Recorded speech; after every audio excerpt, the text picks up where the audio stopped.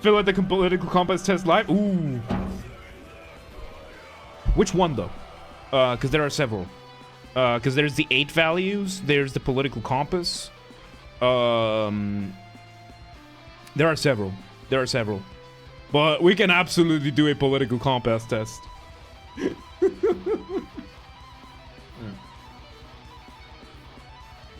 Oh.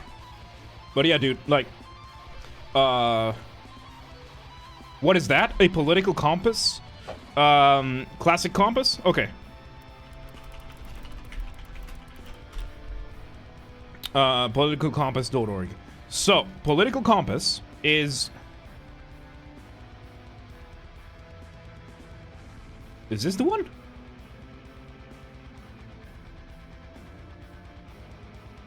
Is this the one?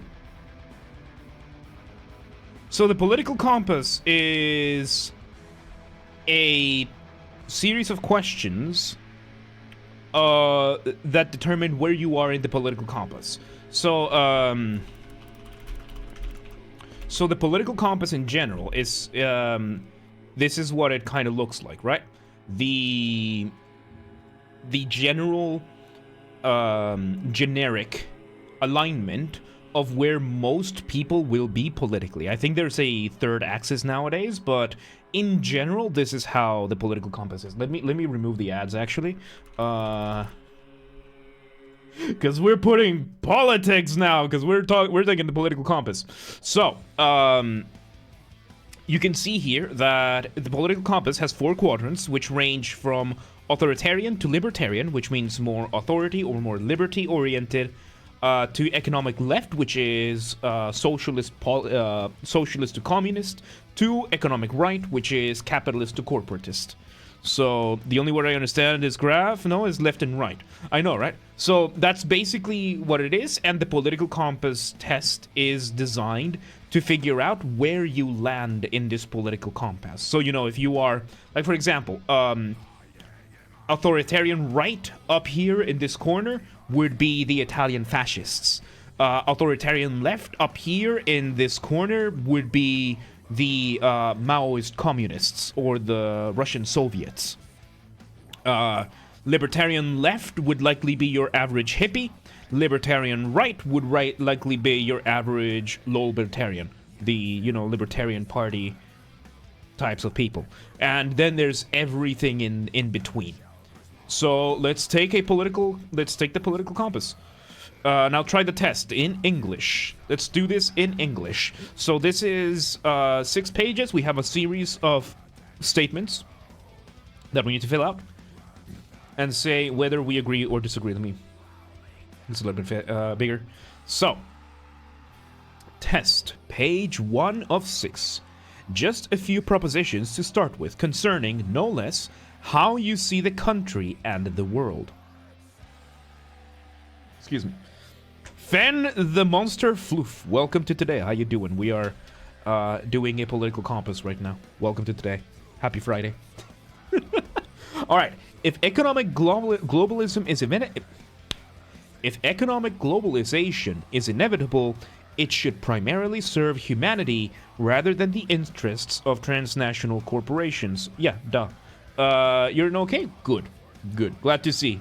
Glad to see. Welcome to the stream. Welcome to today. We're doing this. If we do this within the next, like, half hour, we'll still have time for, like, a react or something, or discussing whatever politics.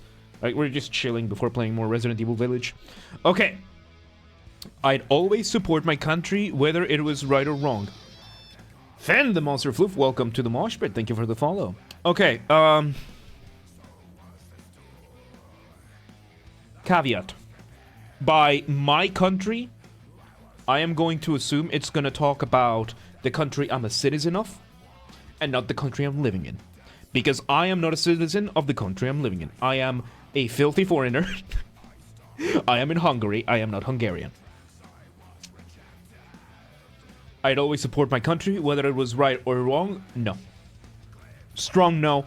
I firmly believe my home country, my country of origin, should not be sovereign and independent. Must not be sovereign and independent. Needs to be annexed or conquered by whichever country is next to it. It is a failure of a country. It's an embarrassment of a country. Where I come from. I'm not saying where I'm from, just so that I leave you to guess where I'm from if you don't already know. Alright, why? Okay. I was officially abandoned by my country twice. I'm talking in the official capacity. I've been abandoned by my country twice. Out of sheer corruption and mediocrity. I'm not even joking here. They refused to issue me passports twice because they didn't have passport booklets left. A country that is run so mediocre that it runs out of passport booklets is not a country that deserves to be sovereign and independent. The country does not have a working post office because the politicians stole so much of the public and tax money that there was no money left for the post office. And there hasn't been a post office since like 2016. We're nearing 10 years without a post office. And there still isn't one. Tell Trump I got a good lead. I'm not in America, dude. I'm not in America. Coolio fan, welcome to today. How you doing? I'm not in America. I could have stayed if I wanted to, but I ended up not, and that ended up benefiting me a lot more. So yeah, I was just making the clarification that by my country, it's my country of or origin. Letter or email, friend. Oh my god, I'm gonna send a carrier pigeon.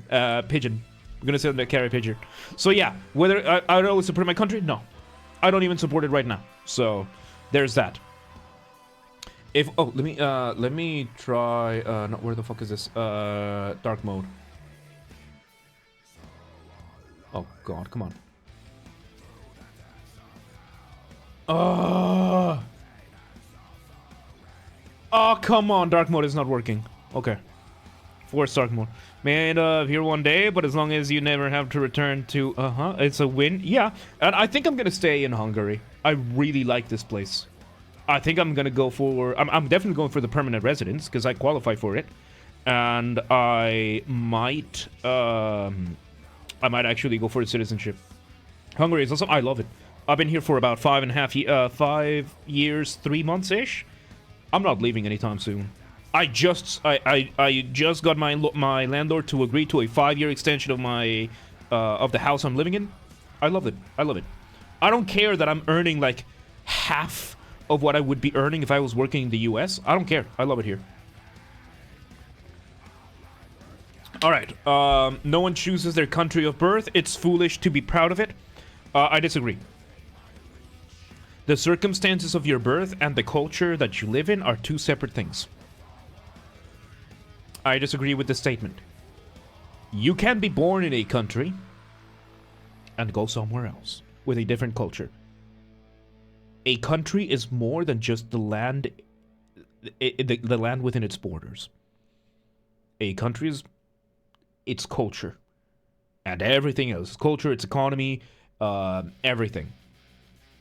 So I wouldn't say it's foolish to be proud of it, because there's so much more to the land that you were born than just the soil under your feet. Our race has many superior qualities compared to other races. You're not talking about the human race here, so I'm going to strongly disagree.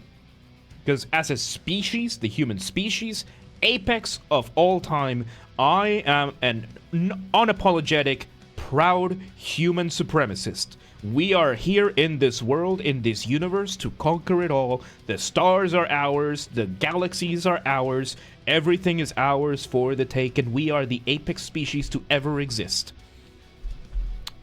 In this very world that we're in, we are absolutely the apex species. No other species in this world has developed air conditioning. For the Emperor, there you go. You're a cat supremacist? I respect that. But cats do not have the cognitive capacity nor opposable thumbs to be able to build air conditioning. So, you know, they're cool though. They're cool. And one of the reasons why people love cats so much is that they are very human-like in their self-centeredness. They have a personality, and they establish boundaries. That's something that a lot of people don't understand about cats. Cats will establish a boundary with you, and they will enforce it. And that's why people think cats are assholes. Because dogs will likely not establish boundaries. But with a cat, you can establish very human boundaries. Cats understand those concepts. And they're smart enough for that, unless you have an orange cat, in which case, you know, it's retard, but that's different. Alright, the enemy of my enemy is my friend. I disagree. Not necessarily. But I'm also somebody without enemies, so... But the enemy of my enemy might not necessarily be my friend. Because the Democrats and Antifa don't get along. And I'm not gonna side with either of them. Military action that defies international law is sometimes justified. Slight agreement. Sometimes it is necessary. Sometimes. It has to be an extremely, extremely rare case. Specific. It has to be extremely specific. For example, nowadays, the Crusades would be illegal. But they were in response to Muslim aggression for hundreds of years.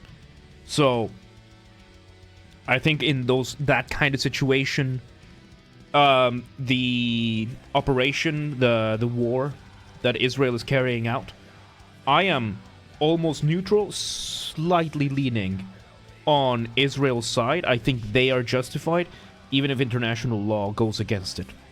I think they are justified in what... I think they're justified in starting the war. I think there are things they're doing that cannot be justified. But the start of the military action, the reasons behind it, justifiable. The actions themselves, not so much. So that's why I'm very slightly... Like, this is a almost deadlock with like a 0.01. Me going in agreement. There's a worrying fusion of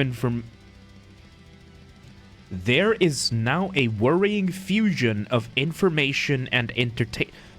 The fuck does this even mean? What does this mean? There is now a worrying fusion of information and entertainment? TikTok news? I guess? Is this about, what's his name? Dylan whatever? The guy with like 10 million followers on TikTok who just gives you the overviews? Hasn't this always been the case? Like, isn't CNN 24-hour news like a worrying fusion of information and entertainment? This is here because, I mean, if you agree, like, radio was a worrying fusion of information and entertainment. The newspaper was a worrying fusion of information and entertainment. Cable TV broadcasts were a worrying fusion of information and entertainment. The Weather Channel is a worrying fusion of information and entertainment. It's whatever the newest thing. People like Joe Rogan, pundits. I disagree. I don't think it's worrying. I think it's overwhelming. It is overwhelming because there's a lot out there. I wouldn't call that worrying, though. It's just that there's a lot out there now. So, it's all about the views, get them clicks, and before that it was get them ratings, and before that it was get them people tuning in, and before that it was get them people to buy the copies of the newspaper. So there has always been this kind of thing, and now I think it's just a matter of the next iteration and evolution of how we are sharing this kind of information. And now it's in a free in the closest thing we've gotten to a completely free marketplace of ideas.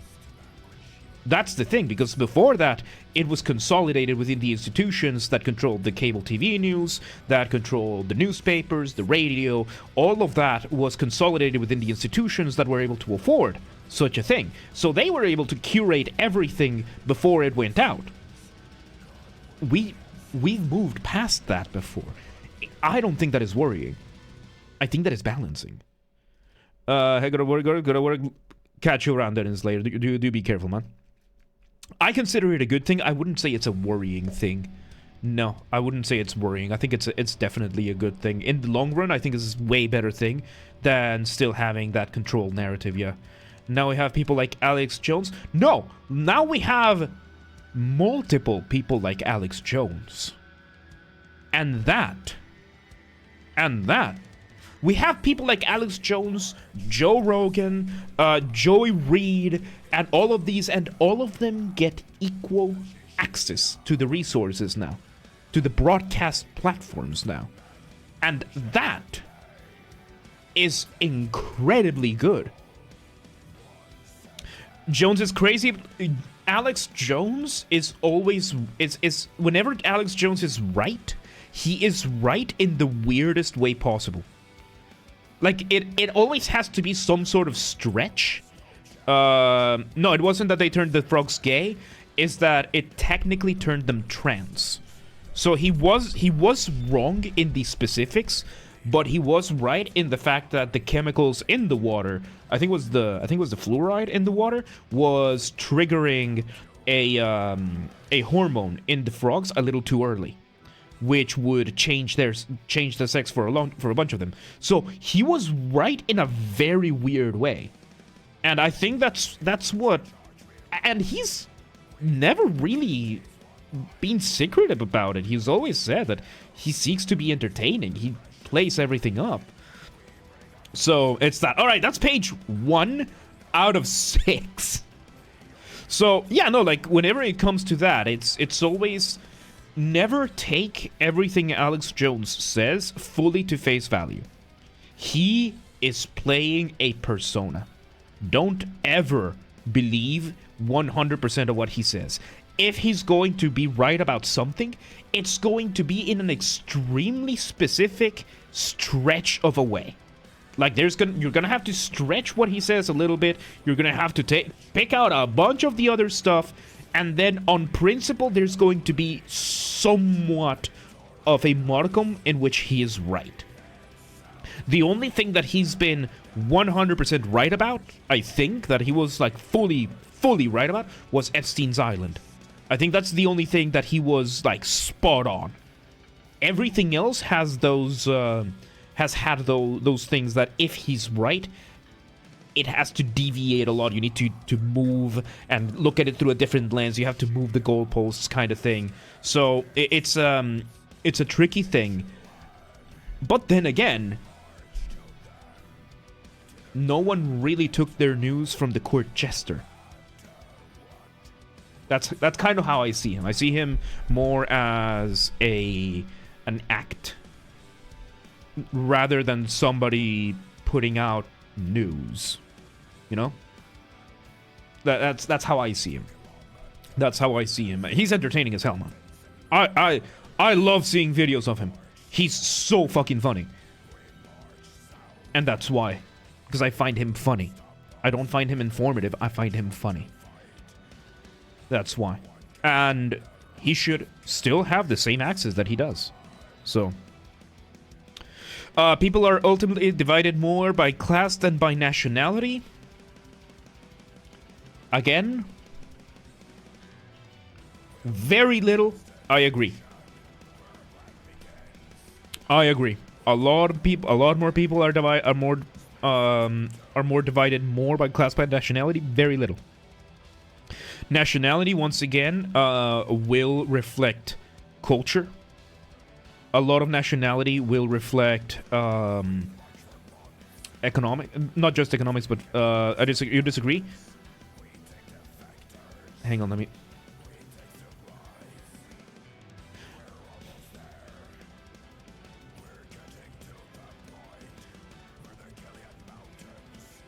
No, because then we have India.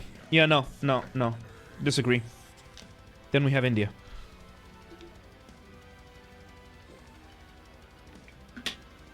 A poor person in India and a poor person in Florida.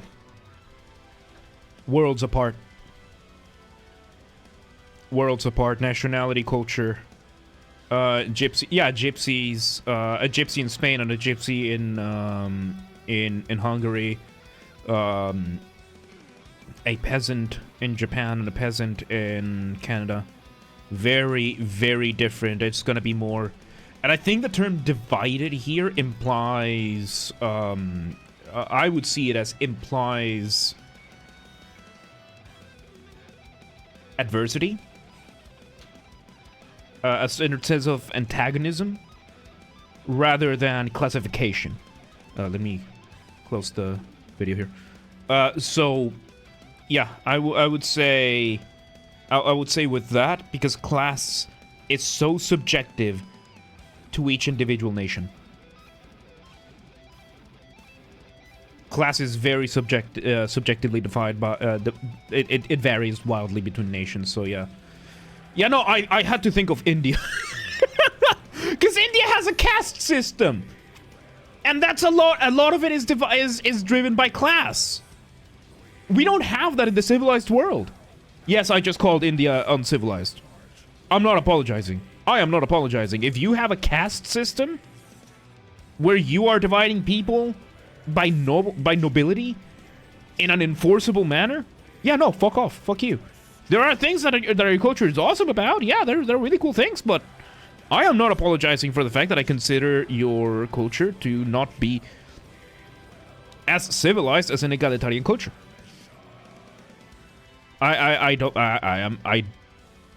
This is not a racist statement. This is a cultural statement. I think it's kind of justified to be racist against India. I wouldn't call it racism against India. I don't like their system. I don't like how their system is set up. That has very little to do with the fact that these people are brown. Because there are other ones... that will be brown as well, that don't have this kind of system. We have Greeks that are about the same shade of brown as the Indians. The Greeks have their own different set of problems. They have a different set of problems, but a caste system is not one of them at this point in time. So, there you go. Controlling inflation is more important than controlling unemployment? No. Domino effect. Domino effect. I'm gonna strongly disagree here because it was so quick for me. You strongly agree? I mean, controlling inflation. Fuck no, because now we're in a catch-22. Now we're in a catch-22 because if you want to control unemployment, like unemployment will affect inflation, and inflation will affect unemployment, and you get one of the two. I do believe. No, but fuck, we just saw we just saw this play out with 4 years of Biden. We just saw this play out with 4 years of Biden. Fuck! Okay, at least I'm thinking these out loud. Doesn't matter if you have a job, your money is worthless or unstable. Yeah. Yeah. Yeah, we're seeing it play out right now. Oh, too dumb for these questions. So am I. Don't worry. Like that's the point of these tests. And that's why I'm like it's good that I'm thinking these out loud because it makes you think the ideas a little bit more thoroughly. Yeah, no, we just went through 4 years of finding out that yeah, unemployment or having a job. Yeah, I've been seeing inflation eat out my paycheck. And my paycheck did not consent to that. Alright, next question. Because corporations cannot be trusted to voluntarily protect the environment, they require regulation. Duh. Yeah. Nestle. Nestle. Half of the companies in Guatemala that deal with toxic waste. Yeah, no. No, you do need to regulate companies, not just for environmental, but there are certain limitations that you need to have.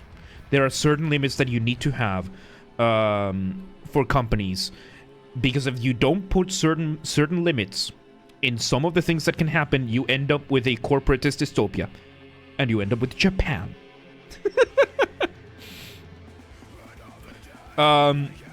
Depends on if they mean protection for third parties. I mean, in this specific questions, it's the environment, which absolutely Because you know where these companies don't have these regulations? China and India. You know which ones are the ones that pollute the most? Because they don't have these regulations. So if you poison water and kill people, yeah, and then you have China and India, where they do it anyway. So there needs to be a certain amount of regulation, just like there needs to be a baseline laws for people. You need to have that bottom of the bar. You need to have that lower standard.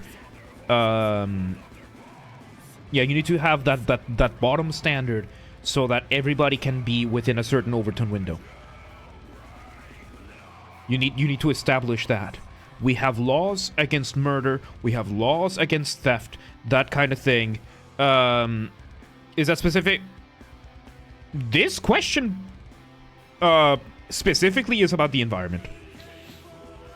So yes, I in generally agree that there is a level of regulation. There is a balance to be had. Because carbon taxes are stupid. Carbon taxes are stupid, and that is over-regulation. And we just saw it play horribly in Canada over the last few years. It's been a disaster. But in general, requiring a certain amount of regulation to establish, again, the bare minimum, because that's what law is supposed to be. Law is supposed to establish a bare minimum. So protections should be for any third party who doesn't consent. In general, like that is something that would need to happen, and that's a bare minimum, right? That would be within that bare minimum.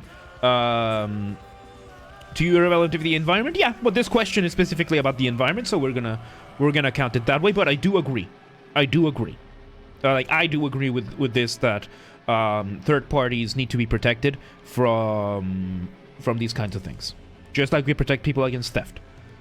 So yeah, we protect people against arsonists. So from each according to his ability, to each according to his need, is fundamentally a good idea? No.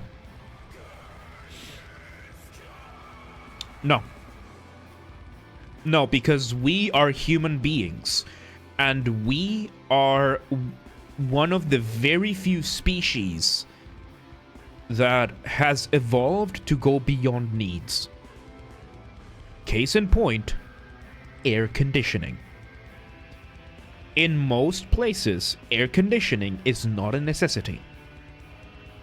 In the overwhelming majority of places with air conditioning is not a bare necessity.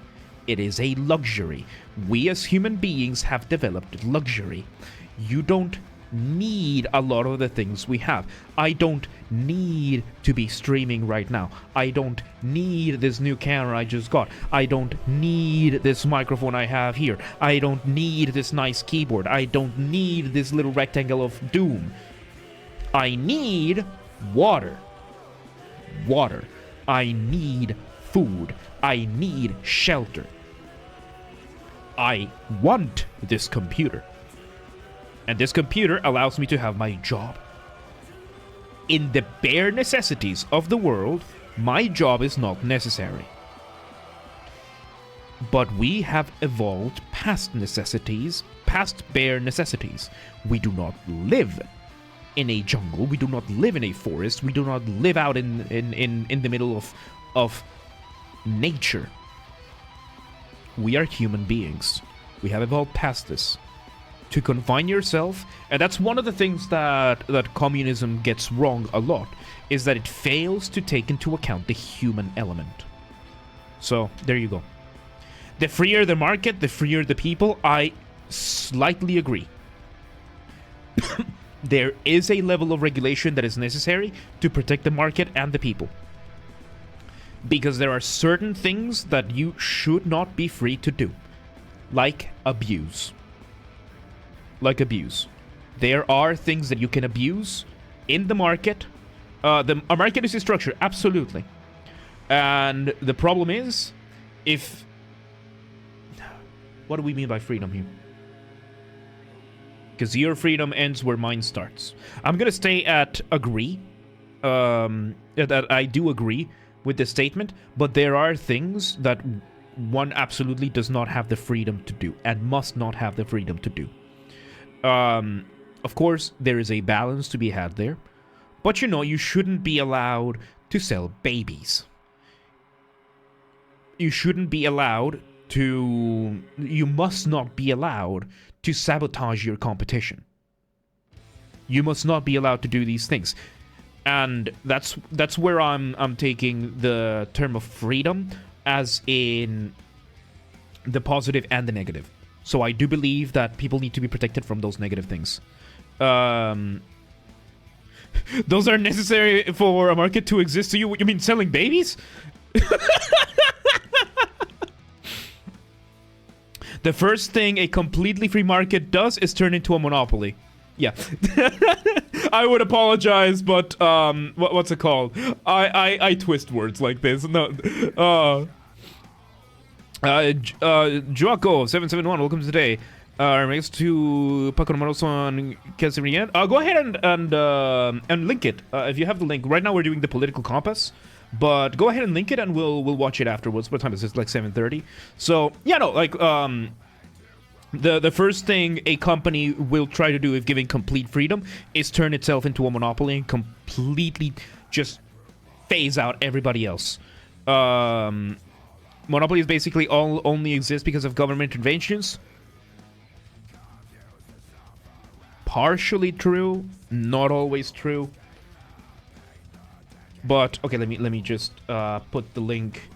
I would say like it's a stretch. I would say to say that. I would say that that's a bit of a stretch to say that it always or that all of them. Monopolies are actually good for... No, the only monopolies that are acceptable are the monopoly of violence that the government has to police the people, the monopoly of the fire department to protect... the monopoly of protection of the government for things like police, fire, those kinds of dangers. I lived in Boston, where they had duopolies. I lived in Boston for a long time. There were duopolies. Comcast and Verizon had a duopoly for most of the city. And it did not play well. It did not play out well. Those are not natural. Monopolies are actually good. No, consumers not to maintain market share. They have to lower the price. You need competition to lower the price. Because if you have all of the supply... you get to control. If you control all the supply, and this has happened a lot. We've seen this happen a lot. Nestle does this. We see this with pharmaceuticals. We've seen this with insurance companies right now. There is government intervention, yes, and we'll see. They don't have to innovate, and they don't have to compete, improve their products, etc. They create about legislation. In the case of the United States, we've seen that happen more recently. That it becomes kind of a catch-22, where the company is growing, slowly becoming a monopoly. It lobbies to get protections for additionally to protect their monopoly, and it just turns into this endless, into this cycle of stuff. But, you know, T-Mobile did not get to become in the spot that it is with government intervention alone. They became a monopoly first, and then they started doing it. Latest example, Google. The latest example of that. Google holds a monopoly on data. And up until recently, in the past like 2 or 3 years, we've seen how they have abused their own system for political gain. Where else are you going to go? Like, it wasn't until recently that we started getting alternatives like DuckDuckGo or Brave. I'm not going to include Bing. Where people started actually looking outwards. People actually started looking elsewhere. But before that, there was a time where Google had a proper monopoly. And Google was doing whatever they wanted. So, if they raise the price, there is an incentive for new competition. But if you have all the supply and all the monopoly, competition is not possible. That's the problem. Google has competition. Now it has. Now it has. because they stayed as a monopoly for a while, and then because of the freedom of the market to not protect the monopoly, it started. But yeah, they can crush it. You know, the biggest example of that is Walmart in most of the South and the American South. And I saw this. I was in an exchange program. Hang on, let me open the other link as well that you shared me over here, Jago. Wait, no, Tiny Desk concert. There you go. You did. Where was I? Yes. So in 2009, 15 years ago, a little bit, give or take, I was in Tennessee, and I lived with a family in Tennessee for about 6 weeks, I think it was, something like that. And they explained to me how Walmart came into their town, lowered the prices for everything. So there was Walmart, and they had all the mom and pop shops, all the free market that was going there. Walmart came in, they outcompeted every single shop out there by lowering the prices to something that the other people could not compete in. The market flooded into Walmart. They bought up all the competition around them, all these shops, they bought them to become their suppliers, and then they jacked up the prices again once there was no more competition. That's a monopoly. And raising prices just starts the cycle again. Yeah, no, and the problem is, in Tennessee, at least where I was, this was like 15 years after Walmart had ruined the local market. And Walmart was like the one big place that people could find jobs. And then there were stores here or there in Nashville or scattered like next to a GameStop or something. And not good. Because if you get fired from Walmart, where the fuck do you go? So, no, monopolies are most likely not a good thing. Again, the monopoly of violence that the government has is good, because it enables for law enforcement. Lidl is the best supermarket. I like Spar. I like Spar, but it's because they deliver stuff to my house. So, yeah, no, yeah, we have cases like those. Walmart, Nestle, BlackRock, people like this. Now it's duopolies because, you know, monopolies, okay, it's illegal. Okay, so we're just going to have two. Stuff like that. So Google was another one. So there are cases where we've seen monopolies play out and it's been disastrous for the people. Anyway, next question. It's a sad reflection on our society that something as basic as drinking water is now a bottled branded consumer product.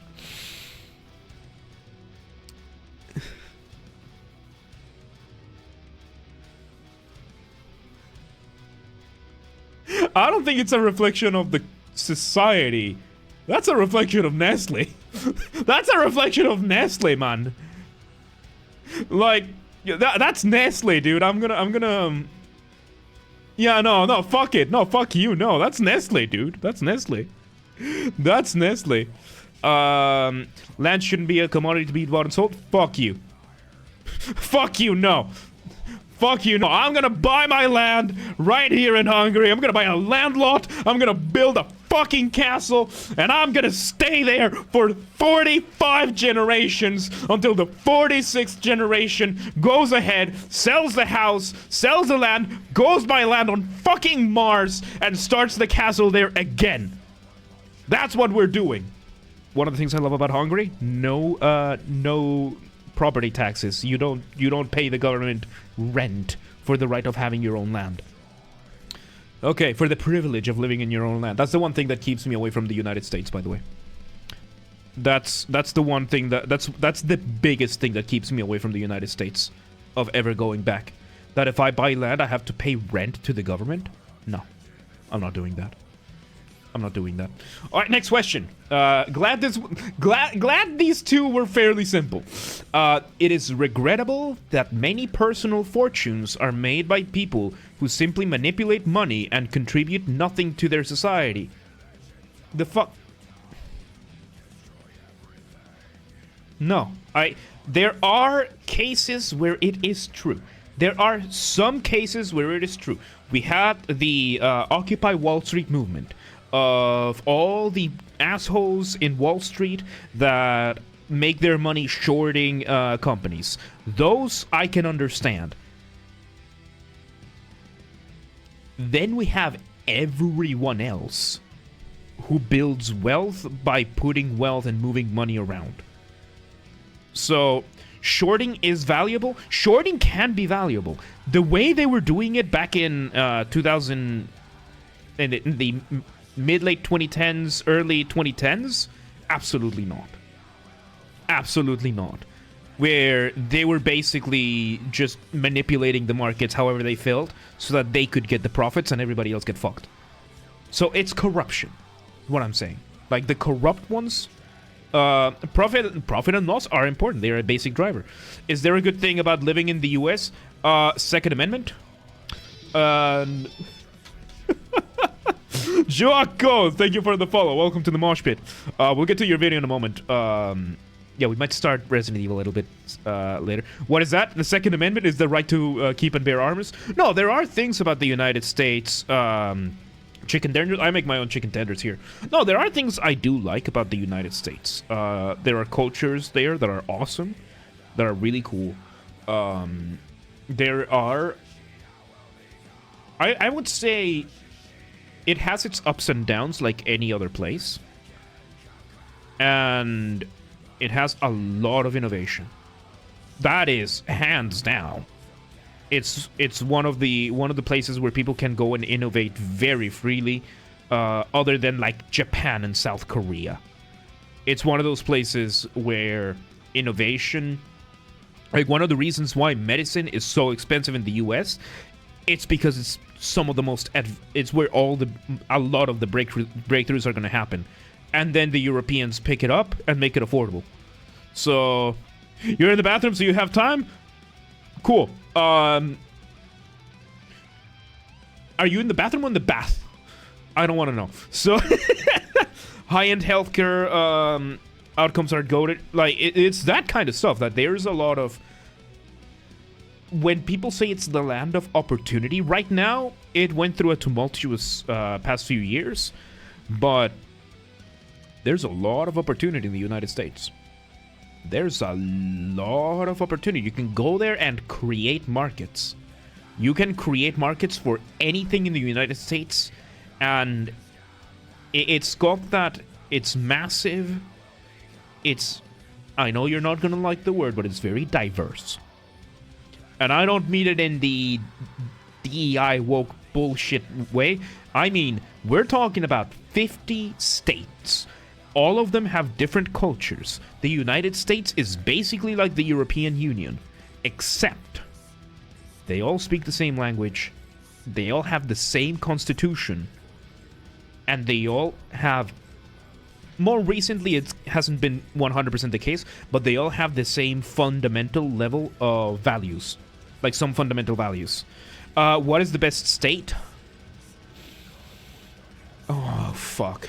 I really, really love Florida. I really love Florida. I haven't lived there enough. I love living in Boston, but I know that the state of Massachusetts has gone down the drain a lot recently. Tennessee is awesome. I would do a state tier list. We can do that later. Stability of the dollar is hilariously more stable than any other currencies in terms of infrastructure. Like the US, there are a lot of places that do need a lot of new infrastructure, but in general, there are places where the infrastructure is unbelievable. It doesn't reach the levels of like Asia or a good chunk of Europe, but it balances out with a lot of other things. Last second, guess who's calling off and viewing from the throne? Hey, that and Slayer, welcome back, man. Yeah, we're gonna do a state tier list because I do have opinions. I do have opinions, and I do want to visit a lot of these places. So, protectionism sometimes is necessary in trade. Define protectionism. They are practically shielding a country's domestic industries from foreign competition by taxing imports. Yeah.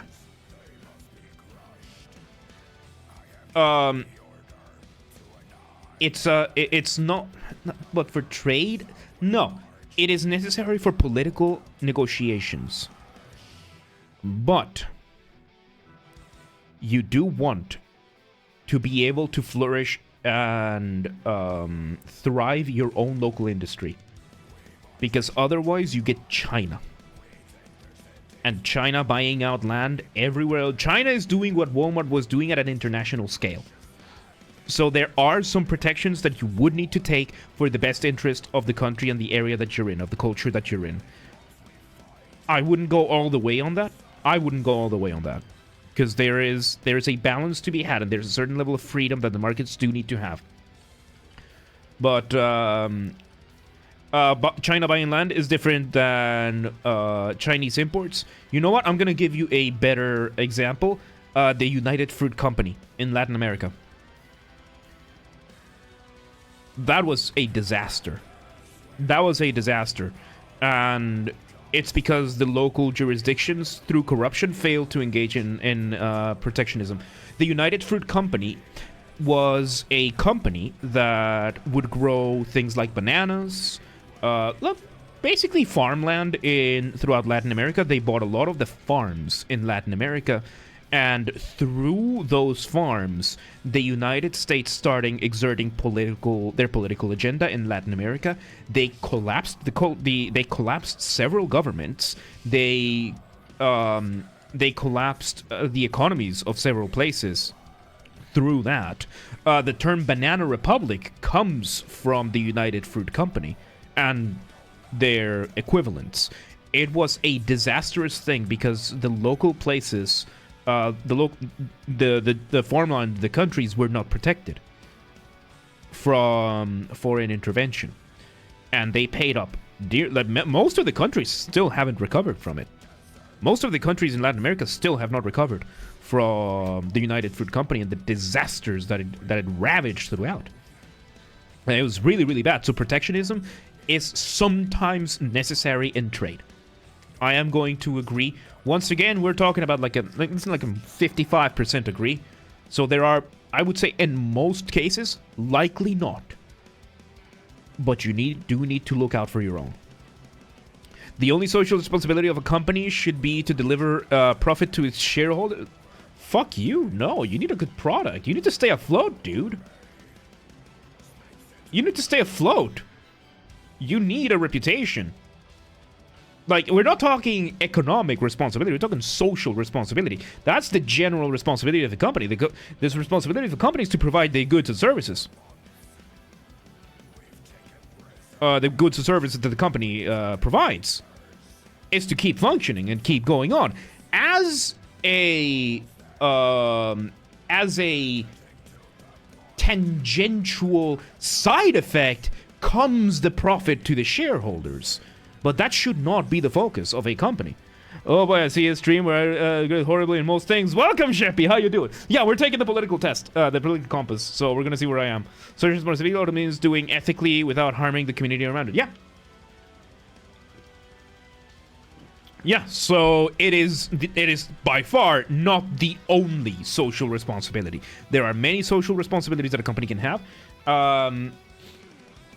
Maximizing profits over time is the purpose of a company. Maximizing profits over time is the goal of a company. It is not a purpose. The purpose of a company is to provide goods or services and compete in the market. If you are making a company, look, there is a country that operates entirely on that, and we call it Switzerland. And guess what? They are neutral in everything. So, purpose is to offer a return for investors? I disagree. That makes zero sense if the company is incapable of providing a good product. Because you know which company has that? Ubisoft. That's what has been driving Ubisoft.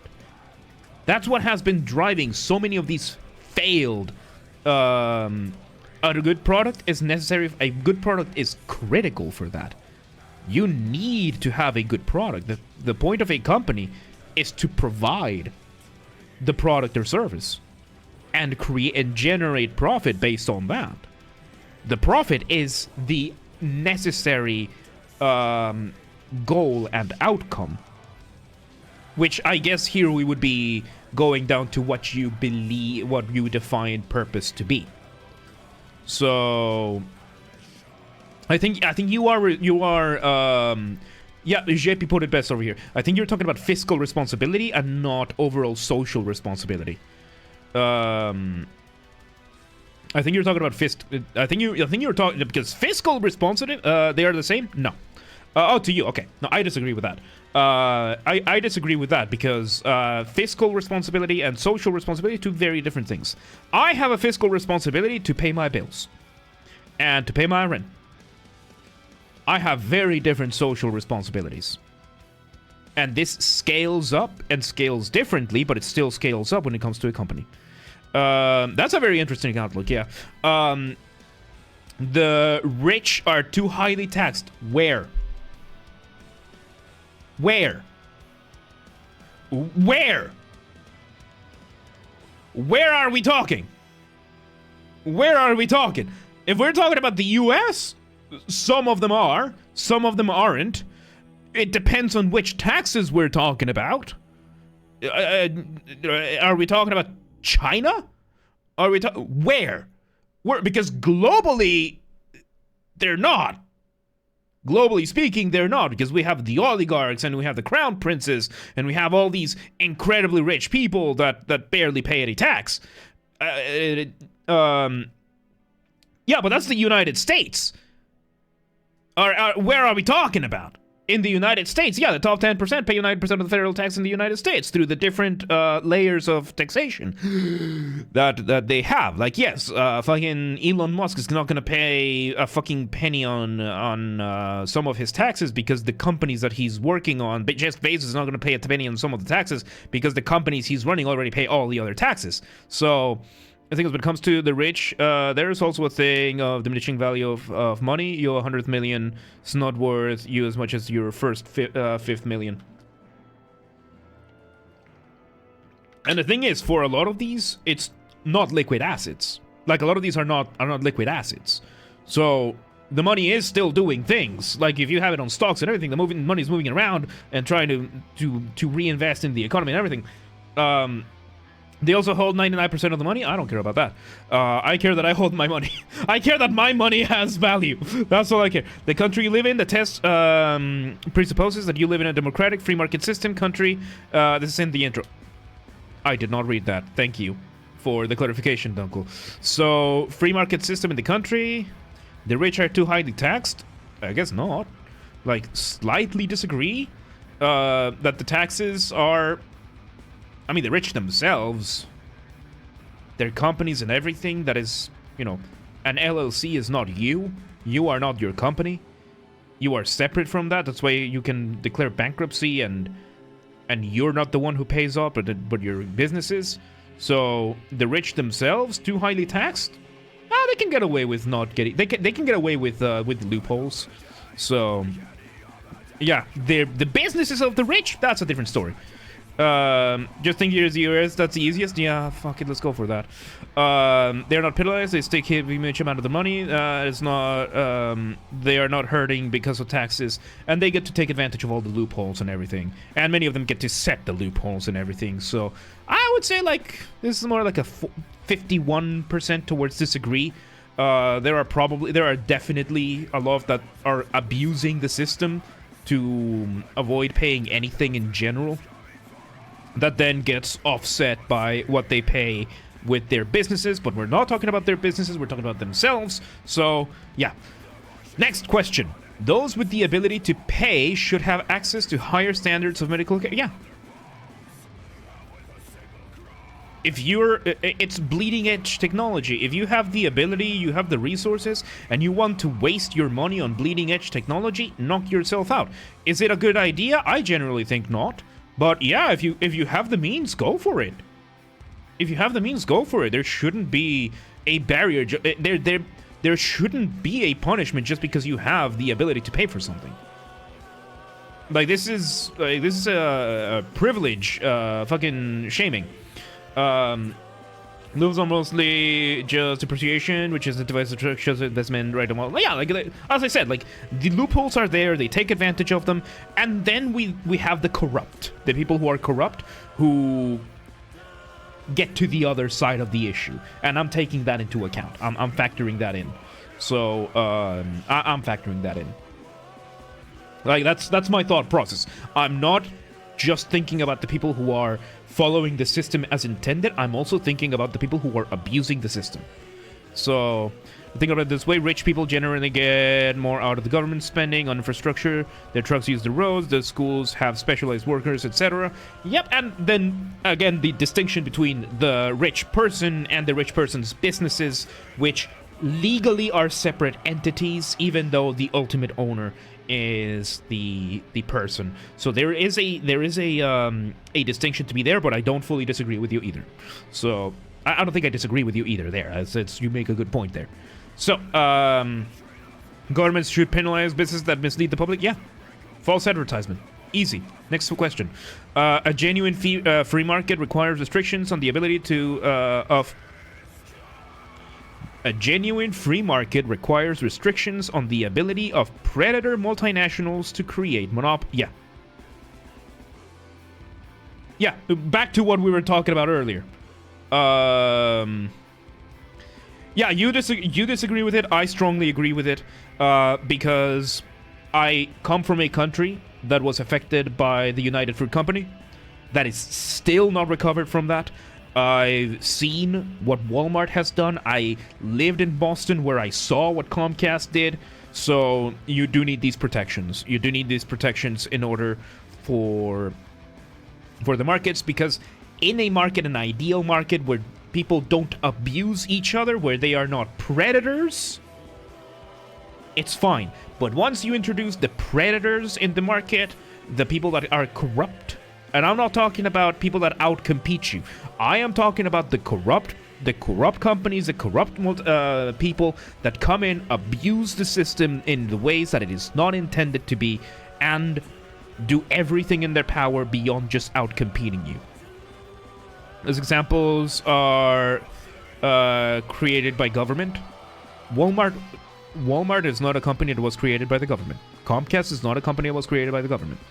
Walmart was not enabled to become a monopoly by the government. Walmart became a monopoly first, and then it got its protections from the government. Comcast became a monopoly first, duopoly in Boston, and then it got its protections from the government. So when force is not used, it's not the same, and it's a different kind of that's a different kind of corruption there. So I don't think we're fully disagreeing there. We might just have a different frame of view here. Abortion when the woman's life is not threatened. Abortion when the woman's life is not threatened should always be illegal. I agree. Don't strongly agree, because there are other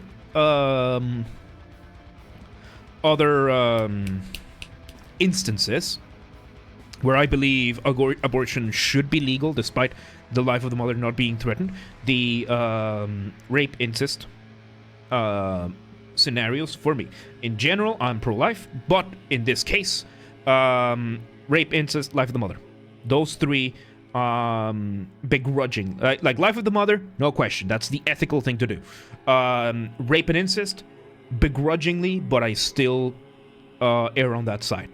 Yes, there's another interesting thing, which is localized monopolies. Example, ISPs. Yeah, multiopolies.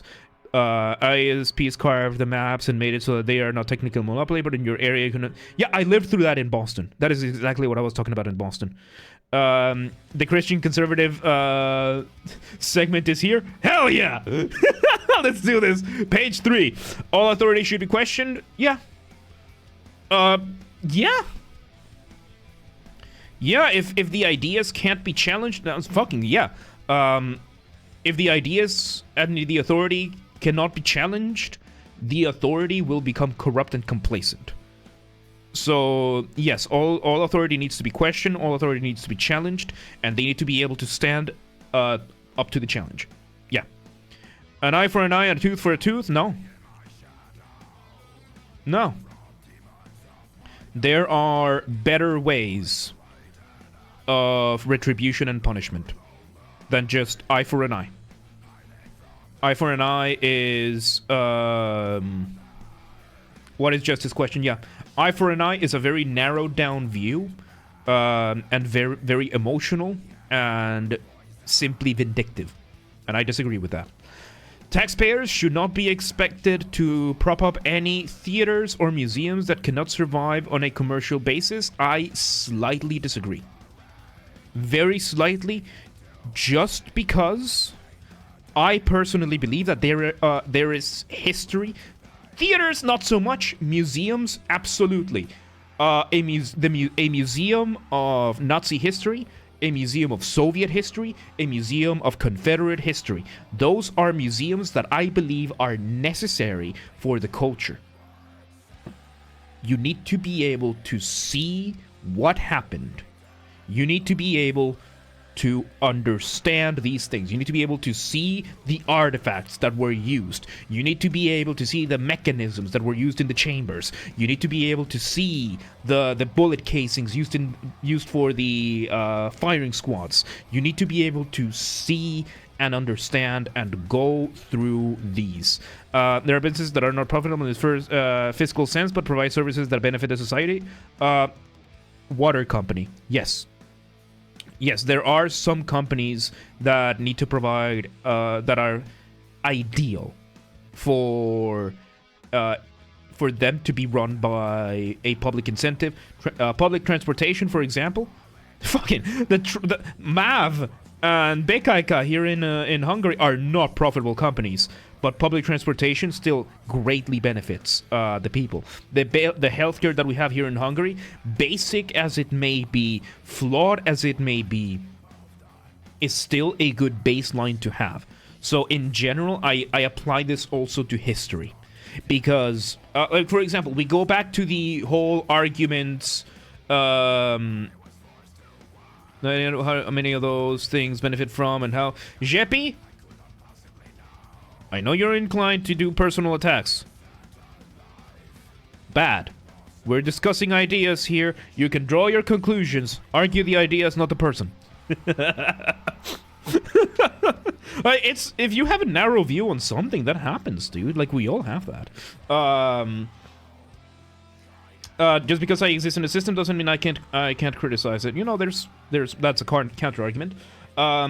But yeah, I believe we go back to the whole what should these Confederate statues be done with? The statue of Robert E. Lee, the statue of this Confederate, that Confederate. Take them all away. Don't take them down. Don't destroy them. Take them all away. Put them in a fucking museum.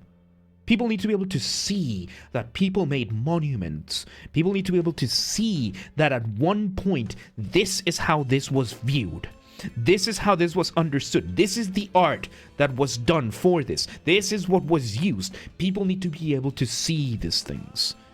And I think that is in the interest of the culture. So yeah, schools should not make classroom attendance compulsory. Strongly disagree. Attendance is compulsory because you do not want to let children do whatever they want. They are children. They don't have the cognitive capacity to make fully wise judgments. Hell, many adults, a good chunk of adults, do not have the cognitive capacity to make sane choices, wise choices. So schools, compulsory. Alternatives to school, I'm all for micro schools. I'm all for homeschooling. But right now we're talking about the idea of you are enrolled in whatever academics you are. Apprenticeship, yeah. If you're in an apprenticeship, you should show up. Like the point here is not schools, it's attendance. Yeah, the point I'm making here is not about schools, it's about attendance. If you are committed to something, you commit and you show up. That's and if you can form that from a kid early on, yeah, you do that. You do that. All right, next question. All people have their rights, but it is better for all of us that different sorts of people should keep to their own kind. Are we talking race? Or are we talking culture? Coolio fan, thank you for the follow. Welcome to the Mosh Pit. This is a very different stream than what we usually do. Generally, homeschooling generates a whole ton more abuse for children than schools. All the resources reporting abuse are gone if the children are not at school. And then the counter argument is, yeah, but then there's also bullying at school that gets nothing done about. We are talking about the things that slip through the cracks. I guess the rate in which this happens in homeschool would, by definition, be higher, since the sample would be smaller. So I guess there might be a disproportionate, a sense of disproportionality there. That's why I'm for micro schools. I'm not really for homeschool, as in one-on-one. I like the idea of micro school because a kid needs to be able to socialize as well. That is a necessity for a child, I believe. And I like the idea of micro schools, where the local community goes ahead and they don't go to the full institution, but they set up kids. Like, there are some of these that happen popping up recently. Here there is no bullying. We treat that shit seriously. Good. So you're talking from your culture's perspective. Yeah, you're talking from your culture's perspective. Again, we're talking here, as Dunkel suggested, we're just taking this as a, we're talking about the US. So I like the idea. I personally favor micro schools more than homeschooling. And when it comes to schools as an institution, I am biased to the school I went to that I am working towards. I'm working with my mom, because she's the one running the school right now, to getting her program to other schools around the world. Children need a social aspect of schools. Children need the social aspect in general. One way or another, children need to be able to interact with other human beings more than just mom and dad. It's very important for the development of a child. Whether that is in school or not, that can vary. Ideally, you do want that same thing. So, like formal schools, such as there's like the cookie cutter approach to education, and that's what I believe my mom's school has, because it has a cultural program which educates you with a culture. Like it teaches the child culture along with the different things. Because I think that a lot of the problems that many schools have, especially in the US, the public schools, is that they have a really bad culture. It's a very unhealthy culture that public schools in the US have. And I think that can be fixed, but it requires culture. It's not a matter of money. It's not a matter of equipment. It's a matter of culture. So, yeah, you need to learn how to talk to other children, so otherwise you will be socially inept. And I've met people like that. I've met people who are completely socially incompetent. Hello, I went to music college, Berkeley College of the Socially Incompetent, we used to joke about, where you have that. A lot of kids that were very sheltered, that were not very good at socializing, that struggled a lot to it was bad at school. I loved it. I loved my time there, and I was one of the last classes to go there before the they used to be called the it was just the diversity office, and now it's the DEI office, but I am still socially incompetent. Yeah, absolutely. I'm just aware of it. That's different. I'm just aware of it, and I work in a workplace where people that are just as insane as I am get to cohabitate. I went to the office yesterday for the first time in like a month and a half. And it was only because I had to go get my doctor's to a doctor's appointment, and I needed to print a paper because I don't have a printer at home. I have a 3D printer, I don't have a printer at home. Alright, back to this one. All people have their rights, but it is better for all for all of us that different sorts of people should keep to their own kind. Own kind. This implies physical, biological, no, cultural. To an extent. There are cultures that are simply not compatible. Their own kind. That implies we're talking about physical. Fuck you. I'm an immigrant here. This is in my best interest to say. Good parents sometimes have to spank their children. There are situations that merit it. I agree. Not strongly. I agree. My mom spanked me once because I bit her. I bit her and I wouldn't let go. I was like 8 months old. Never did it again. My mom never spanked me after that. Like, my mom... yeah, like, there are instances where a good parent needs to bring out, like... A good person sometimes needs to bring out the fangs. Sometimes you have to bite back. It's a necessary evil. Now, it should not be a first resort. News reassured that this can do a lot of damage to a child, to impede mental growth, a lot. That's what I'm saying. Like, it needs to be in extremely rare circumstances, like myself. My mom spanked me once in my life when I was about 8 months old because I bit her and wouldn't let her go. Like, I would not let go. She was breastfeeding me, I bit, and I was not letting go. So, she, you know... She had to. Oh, we're talking about spanking, like the act of the humiliation ritual of spanking. We're not talking about sometimes parents need to be firm with their children. We're talking about the act of spanking, the whole ritual of you get kid and you do the thing. And yeah, no, disagree. Disagree. We're talking about the spanking over here. Let me just refill my water bottle.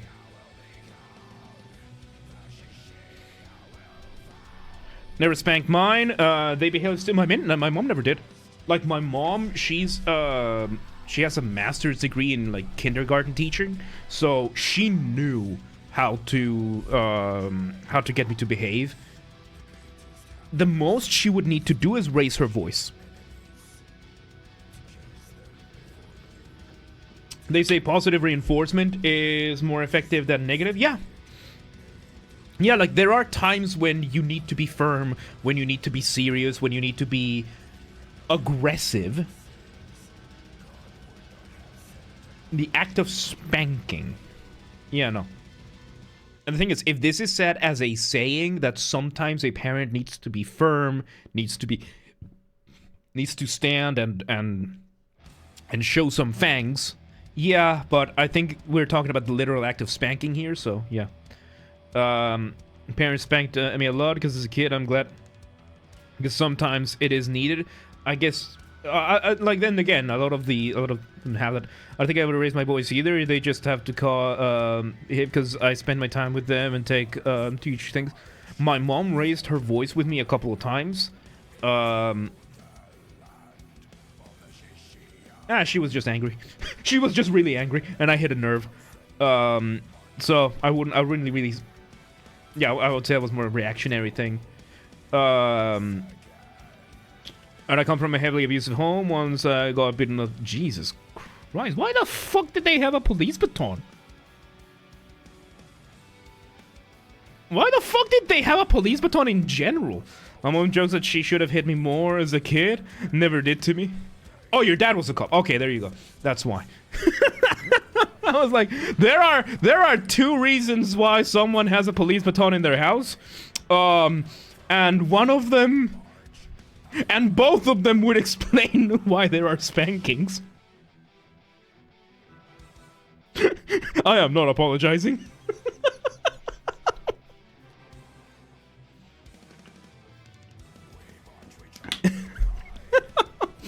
There you go. We have solved the mystery. All right, next. It's natural for children to keep certain secrets from their parents. Yeah. There are things you don't want to tell your parents. There's gonna be things you're not gonna want to tell your parents. Yeah. No, that's absolutely natural. Whether your parents have built enough trust with you that you don't want to keep it a secret no more, that's different. But everyone wants to hold secrets. Everyone at some point will want to hold secrets. Yeah, that's human nature. Possessing marijuana for personal use should not be a criminal offense. Yeah, I agree. I don't like the culture behind weed, but that's not my decision to make. I think if you want to become a weed head and all that stuff, if you want weed for personal Personal, recreational, medicinal use, go ahead. Go ahead. You want to drink? Go ahead. You want to smoke? Go ahead. Go ahead. As long as you're an adult, go ahead. The prime function of schooling should be to equip the future generation to find... Yeah. Got your medical card? Good. Good. Like there are absolutely cases where... Yeah, no, absolutely. Absolutely. Yeah, no, you need to be able to function, and not just to find jobs. You need to be able to function in a society. That's kind of the whole point of schools. The school is there to teach you the social contract. And that includes being able to find a job. Like, one of the things that blew my mind is that in my high school, we took an accounting class where you had to learn... We took an accounting class and home education. Home economics, I think it is. I don't know. In home ed, we learned how to fix an electrical plug. We learned how to cook basic meals. We learned how to sew things back together. We learned to sew things. So I don't know, but we learned, like, you know, basic life skills. In accounting, we learned how to run a business, how to run inventory, how to measure your profits, how to measure prices, how to keep tabs of everything. And I found out that that's an extremely rare thing to learn. Teach kids how to learn and how to function in society. It should say job finding is more like a secondary goal, while social development and general knowledge should be the first. I agree with the caveat of my mom's school. Because in my mom's school, that is absolutely what is taught.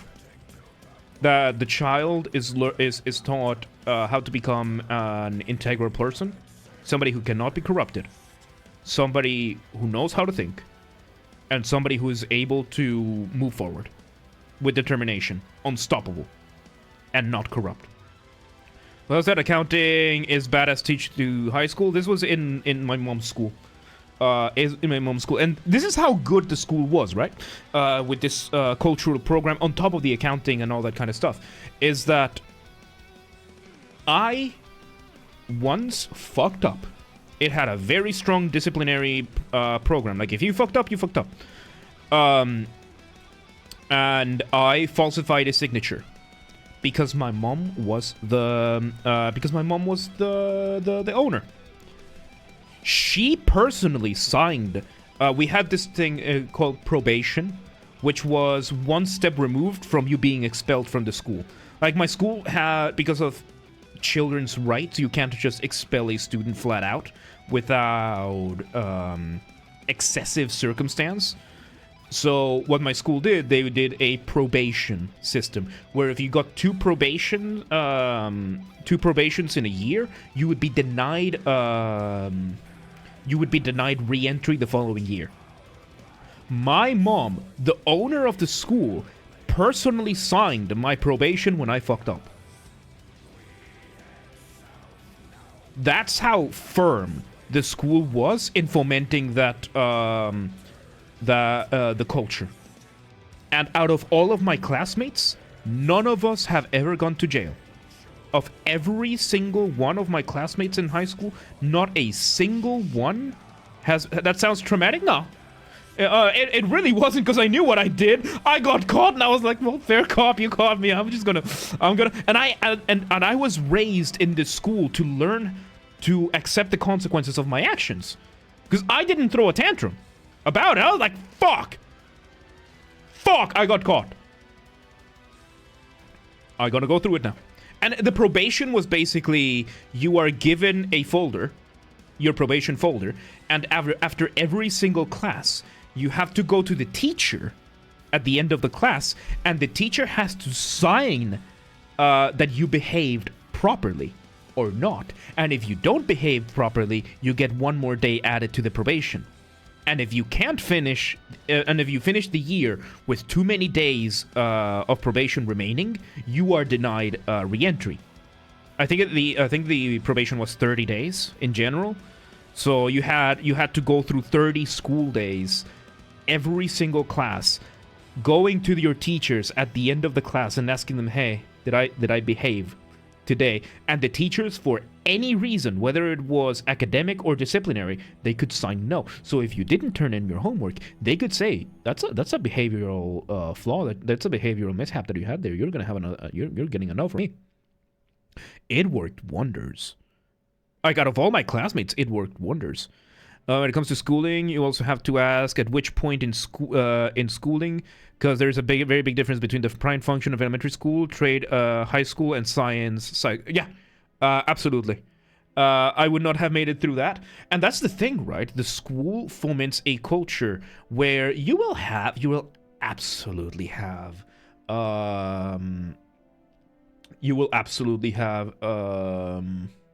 nothing from high school or university was finding a job. Yeah, I'll get to that. Frakesy, that sucks, man. Where was I? Yeah, the culture the school foments. And this is an active program that they have now that I'm getting my mom to prepare so that they can teach it to other schools how to implement this. Because the whole point is that you ask yourself the question, when does a child stop learning? Trick question. A child never stops learning. So, what this program does is that it foments a culture of excellency, a culture of honesty, of responsibility, of respect, and solidarity. Those are the core values of the school. And it teaches your parents, it teaches the staff, it teaches the teachers how to live these values, how to live responsibly, how to live honestly, how to live respectfully, how to live in solidarity. And if you're a kid and your social circle lives that, if you start making a fuss, you are the outcast. And yeah, you can still, like, you can go to recess, you can banter with your friends, and you learn time and place. And I loved it. I personally love it because it did wonders to me. I would have been so much more fucked up if I didn't have that kind of schooling in my life, because it helps the parents raise the kid.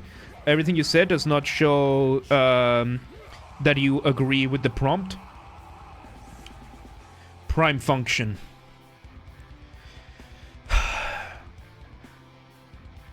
Yeah, because I'm having it as an added on, but prime function...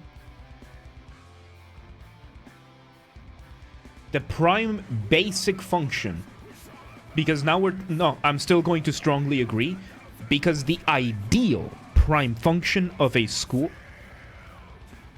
We're talking about ideals here. Yeah, no, strongly disagree. Yeah, no, next question. So yeah, I had that, and believe it or not, in Berkeley, I took a class called the Professional Development Seminar that everyone has to take. They teach you how to make a CV, they teach you how to make a website, they teach you how to make a cover letter, they teach you how to apply for jobs. That was the whole point of the class. One semester. Whole point of the class. You pass if you successfully apply for a job. Or an internship or stuff like that. It was great. It was great. So yeah. Now you know I have a not so secret project. You had something, yeah, and that's exceedingly rare. Because I remember seeing this from my friends in Harvard, from my friends at MIT, from my friends in Wentworth. All of these other guys in the Northeastern were like, the fuck is that? What do you mean? You can learn that? In school? I thought that was something you just Google. So, yeah, it's not that common. Alright. People with serious inheritable disabilities should not be allowed to represent... Fuck you! Strongly disagree. No, their bloodline will eventually naturally end. Let it end naturally. The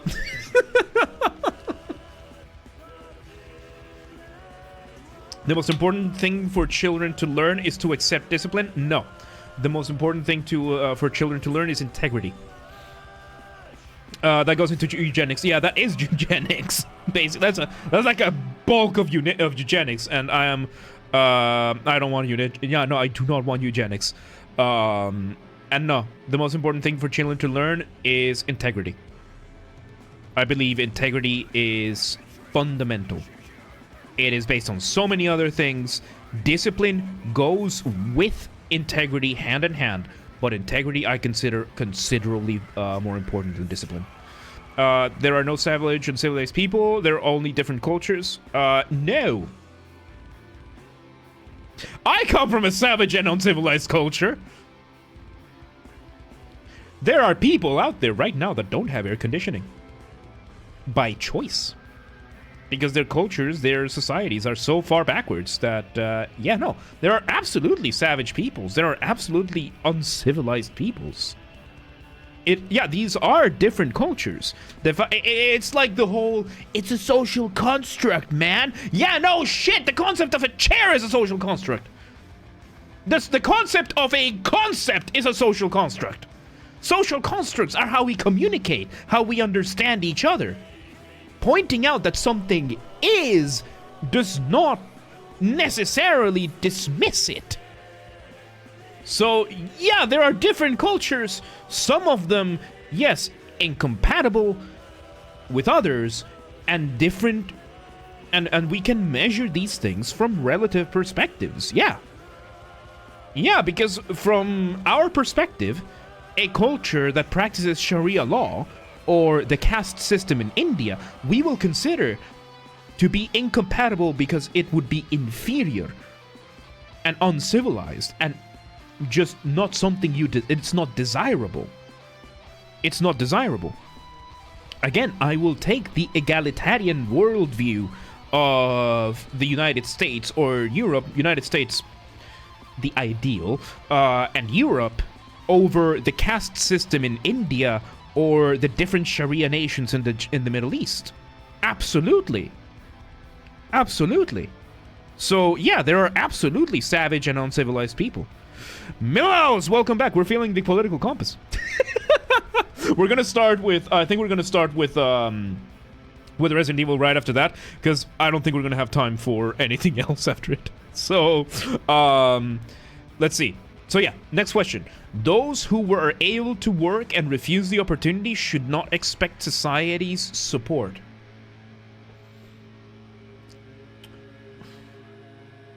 Social contract, yeah, agree. Agree. I think there might be some exceptions here and there. Like, every once in a while, you're gonna get your dilettante. Like, you're gonna get the fucking, Habsburgs or whatever. But in general, I would say leaning, yeah, towards if you're not gonna contribute and you are able to, and you have the opportunity to, and you refuse, you are losing your entitlement, yeah. You are forsaking that. There are levels to that.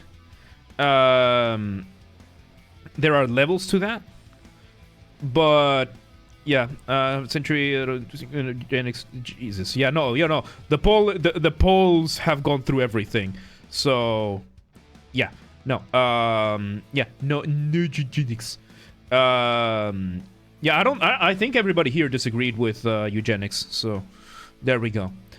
When you are troubled, it's better not to think about it, but keep busy with more cheerful no, fuck you. No, this is what drove the cultural movements that we've seen. Eugenics? It just came back, eugenics? Yeah. Ignoring reality is bad. It's how the gaming culture ended up the way it is, and it's the reason why Donald Trump won twice. So, covered exception for people who are actively looking for work. They deserve support. Yeah, no. And the question was if they refuse the opportunity. And refuse the opportunity. That's the caveat of the question that made it, Dunkel convince you. Yeah, you just have to go back to his review. By the way, Jeppy, you absolutely have to watch Dunkel's review if you haven't already. For Veilguard, brilliant. Yeah, there you go. Dunkel Kaiser came. Best reviewer of what is eugenics? Eugenics is the intervention of human beings to affect the genetic pool without like medical interventions. Preventing people from breeding against one another, forcing people to breed with one another. to establish a desired genetic outcome with human beings. I'm giving you probably a very loose definition of it. But yeah, it's in the Discord, and I am gonna upload a react to it. But yeah, cleaning the gene pool. There you go. That's the most concise way. Yeah, it's the practice of, through human intervention, cleaning the gene pool. There you go. All right. First generation immigrants can never be fully integrated within their new country. I disagree. I'm Americanized as hell. I disagree. I am. You would not be able to guess that I come from a non-American culture. You absolutely would not be able to tell that I'm not from America. In America, a lot of immigrants are more American than natives, yeah. Like, I lived in the US for 6 years, and I'm very Americanized. So, yeah, like, there are some people that are first generation that are not going to be able to completely integrate. That is true. But that is the exception, which is why I'm leaning disagree, because there are cases. That is just a fact of life. It is not the predominant. It's not the predominant situation. What's good for the most successful corporations is always ultimately good for all of us. No. No. Nestle. Nestle. Need I say more? Nestle. How many just lives has Nestle just completely ruined with their bottling campaigns? Corporate system is horrible, yeah. But a whole lot of people come to Poland and adapt real quick. There are exceptions, but people who go to places look truly better life and looking to integrate, they will integrate. Yeah, that's what I'm doing. Of course, Dunkel, I don't care how much you try. I am going to be grateful to be here. That's the one thing about Hungarian culture I am not getting. The grass is green enough in my side, and if I want it greener, I'll make it greener. No, Nestle has a massive, they do bottled water. And they go to many places and just steal the water from the local places. Usually just create droughts. Yeah, Nestle has committed. No, yeah. Then learn. I'm learning. It's difficult. No, I don't. Anyad.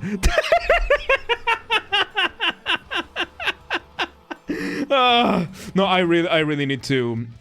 That's I think the biggest barrier for me right now. The language. It's the vocabulary, dude. I am little by little, but it's very little by very little. But yeah, I need to put more time into it. No broadcasting institution, however independent its content, should receive public funding. No, I think, no, hang on. Like, I'm thinking it is desirable for there to be a state broadcast channel so that the state can publicly can just deliver new things to the public. C-SPAN, official Twitter accounts, stuff like that are beneficial for the public for the sake of transparency. Body cameras for policemen, I believe, should be live streamed on. Bring back Live Leak and just put all the police cams there, streaming 24/7 or whenever the officers are on duty, whatever. Hungarian is incredibly difficult, yeah. It's incredibly difficult. Like, I understand the ABCs. I somewhat understand the grammar for a lot of things. It's the conjugations, dude. It's the conjugations and the vocabulary, because every word is so different. So, but how though they make fucking chocolate? Yeah, no. They also do water. They also do bottled water. And Potato 19, welcome to today. We're doing the political compass. They do bottled water as well. Like they branched off into different things. So disagree with the next one. we do need to have communication system for things like alerts and such. So yeah, I think because an example, my baby Alpha Swat, fuck you. Welcome, Potato. How are you doing? Because then we have the question of something like PBS, which is supposed to be, I think having public funding is one thing. But the pain is subsiding, good. But it should not come with the added, with any added corruption, I think. But I disagree. I disagree. I don't fully strongly disagree because there are limits.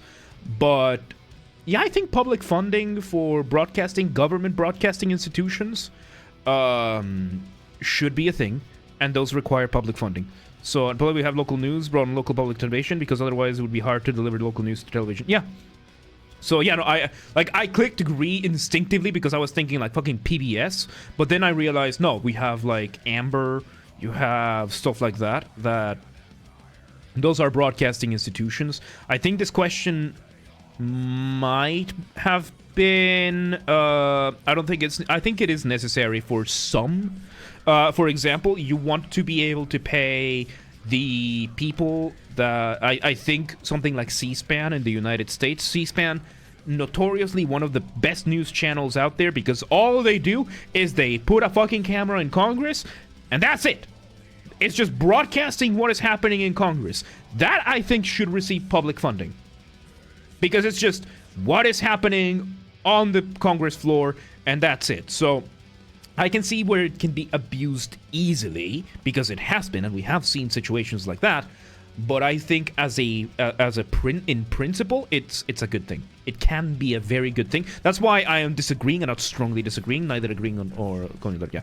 Trying to figure out exactly how determined Donald Trump is to make Canada the 51st state.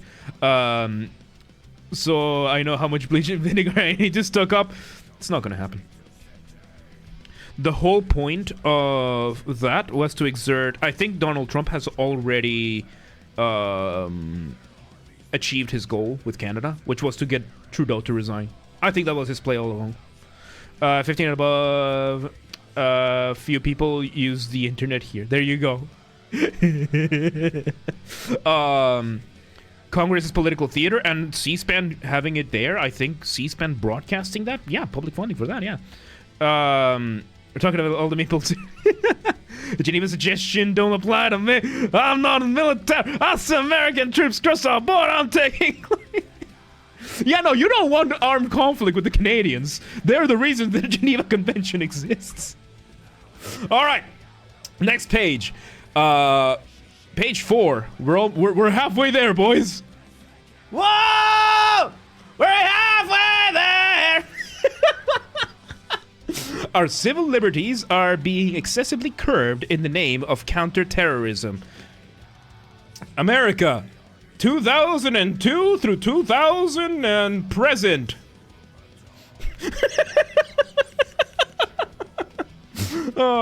Making excuse rationalization transactions, which I don't he himself thought so deep about that.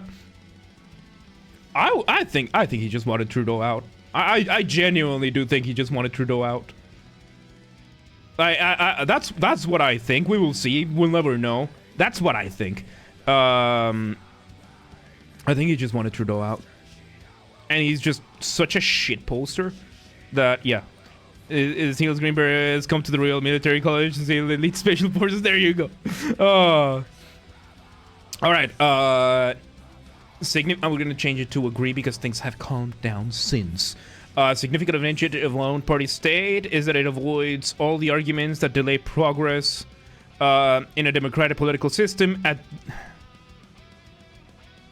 That is an advantage. You're pointing that out as an observation, but there are so many drawbacks. There are so many downsides to a one-party system, but it does have the advantage that it avoids the arguments that a political... Yeah, so I'm going to agree here. Lack of debate there is not a... I'm on the fence here. Pragmatically, for a corrupt government, it is an advantage. For the sake of a society, is a disadvantage. So... that also allows us to make stupid decisions much quicker without anyone saying anything. Case in point, the Soviets. Yeah. Yeah, no, I'm gonna stay with disagree. Even primarily hearing other views is it's incredibly valuable, yeah.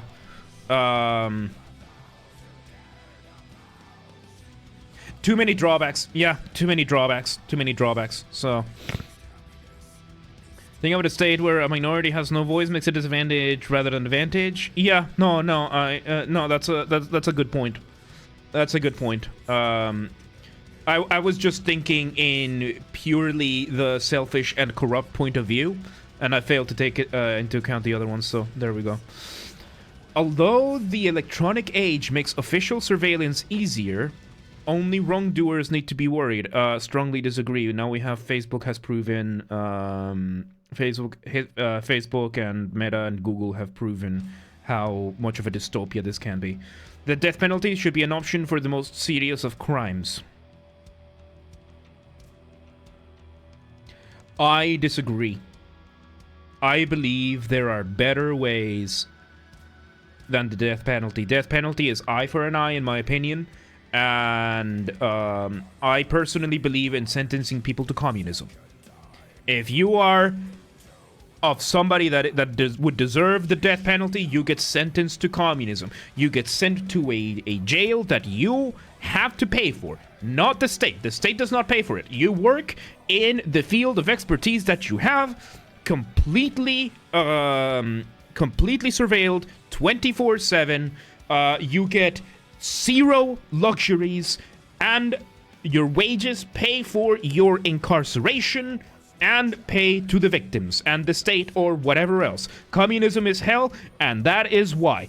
Death penalty is too easy, it's vindictive, it's emotional, it is not enough in my opinion. So you sentence people to communism instead. The issue with your plan is what happens if they just refuse, so the worst offenders are already in for life? Communism with slavery, then. You think the communists cared? Like, without the threat of death? But there are things far worse than death. Yeah, I'm talking about my ideal system, so... I mean, that picture I should assume that they do a good job. Yeah, that's one of the drawbacks. I'm not gonna think that far in.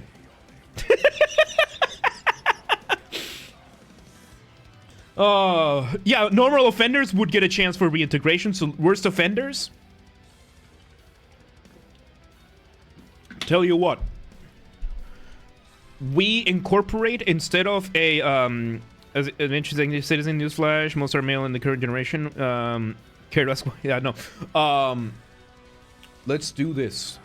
You know how there's that super horrifying dystopian technology that could make prisoners live through, like you can implement memories so that prisoners can live through like 1,000 years in a second, something like that. You do that, and then you put them to work. Like, the desired outcome is so that they want to redeem themselves. And there you go. You just reprogram their mind. Let's add some 40k to it. Why don't we? Let's add some Warhammer 40,000 to this, to the sentence of communism. There you go. Old generation in Eastern Europe, like the Soviet times, actually, like a lot of people just romanticize the past. And a lot of people, like, there are some good points there, but yeah. Attach it to code, yeah, kind of. Problems aside from torture or death being a realistic threat, there would be no effective way. Yeah, you would need to change the person's mind, kind of literally. Yeah, no, let's just bring Warhammer 40k into this. There you go. We're talking about ideals. We're not talking about solutions. We're talking about ideals. So, in a civilized society, one must always have people above to be obeyed and people below to be commanded. Are we talking prescription? Are we ascribing or prescribing? Because that is a natural consequence, but it is not hierarchies are a natural consequence of any social contract. Of any social interaction results in a hierarchy of some sort. And hierarchies will have people above, people below. Is this something that must be forced? No. Strongly disagree. No, ideal society can work as perfect democracy. Ideal. Yeah. Our plan would work in conjunction with the death penalty. You let people choose labor or death. They'd usually pick labor, but death needs to be an option to make labor seem better by comparison. With no threat, you'll be... You know what? Death penalty. And we let the Canadians decide on which Geneva suggestions are picked for it. There you go. There you go. Potato has helped me. So yeah, death penalty as a big ask. But such a horrifying thing that they will choose labor instead. There you go. There you go. A bluff. Yeah, there are hierarchies in non-civilized societies. So yeah, no, I don't think one must always. This means it needs to be forced in. This is not something that can be forced in. It is something that happens naturally. You cannot force it, else you end up with the different tyrannical regimes we've seen, which is some trying to do it. Military death penalty being sent to Canada as inspiration. There you go. Yeah, there you go. There you go. Potato absolutely helped us think this one through. We're looking to expand the to-do list given to us by the Swiss. There you go. Next question. Abstract art that doesn't represent anything shouldn't be considered art at all. Disagree. It's completely subjective. Art is completely subjective. There's things there. A lot of modern art I consider to just be money laundering operation, tax evasion operations. But there's some cool abstract art out there. There's some really, really cool abstract art that doesn't really represent anything, that is really fucking cool. That goes case by case. So making a blanket statement like this, I disagree with. I had a giant rope as a piece. That's hilarious. In criminal justice, punishment should be more important than rehabilitation. I disagree. There are cases where there needs to be punishment, but the purpose is always justice. And justice is not inherently punishment. I strongly disagree. I strongly disagree. The purpose of justice is justice, not crime. Punishment can be a way to exert justice, but it must not be the focus.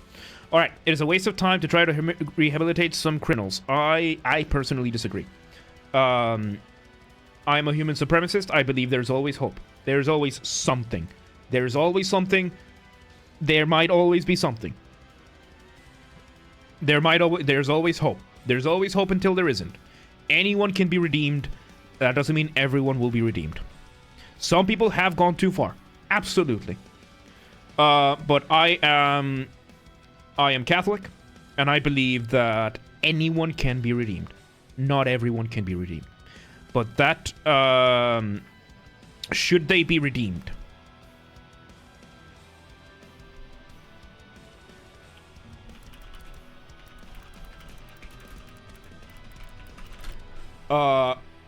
Saint Matthew. The, one of the 4 major apostles of Jesus. Used to be one of the worst things you could possibly be in human history. He was a tax collector. And then he met Jesus.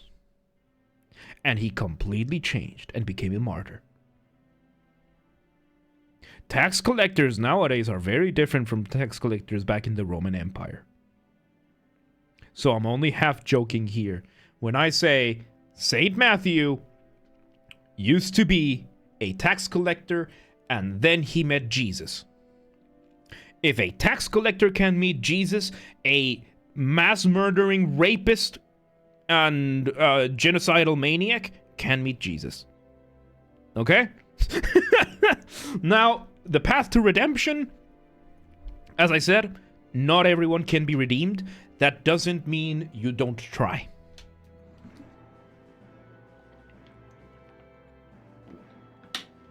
you're conflicted and not settled in it. I understand. But he met he met Jesus in person. That's a big buff. And, potato, tomato. Okay. I'm surprised that the people who claim to be Christian faith, which is based on Holy Republication, are adverse to that. That is one of the weirdest things. Yeah, and you usually see it from the Protestants, because a lot of the Catholic Church, a lot of the doctrine is all about you are imperfect, you are flawed, you are never going to be perfect. That shouldn't stop you from trying to be good. We all fail at it. That shouldn't stop you. And then, of course, how many people follow that's a different story. All right, next question. The business person and the manufacturer are more important than the writer and the artist. Disagree. Julius Verne. Imagined things that then became reality. There is a balance to be had. The business person, the manufacturer, the farmer is more essential than the manufacturer. These are different. This would need to check. We would need to have way more specifics into this. So as a blanket statement, I can't bring myself to agree with it because it's way too broad. It's way too vague. Want to do this test too? See how different the results are. Let's see. If I post this, I should have done this at the start. And you work at a factory. There you go. There you go. There's the link to the political compass. So if you want to do it yourself, there you go. Now you're on the factory side. There you go.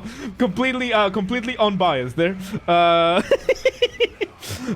Mothers may have careers, but their first duty is to be homemakers.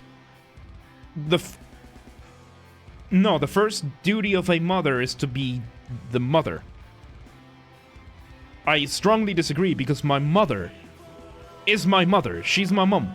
And she has a career that the feminists would be completely envious of.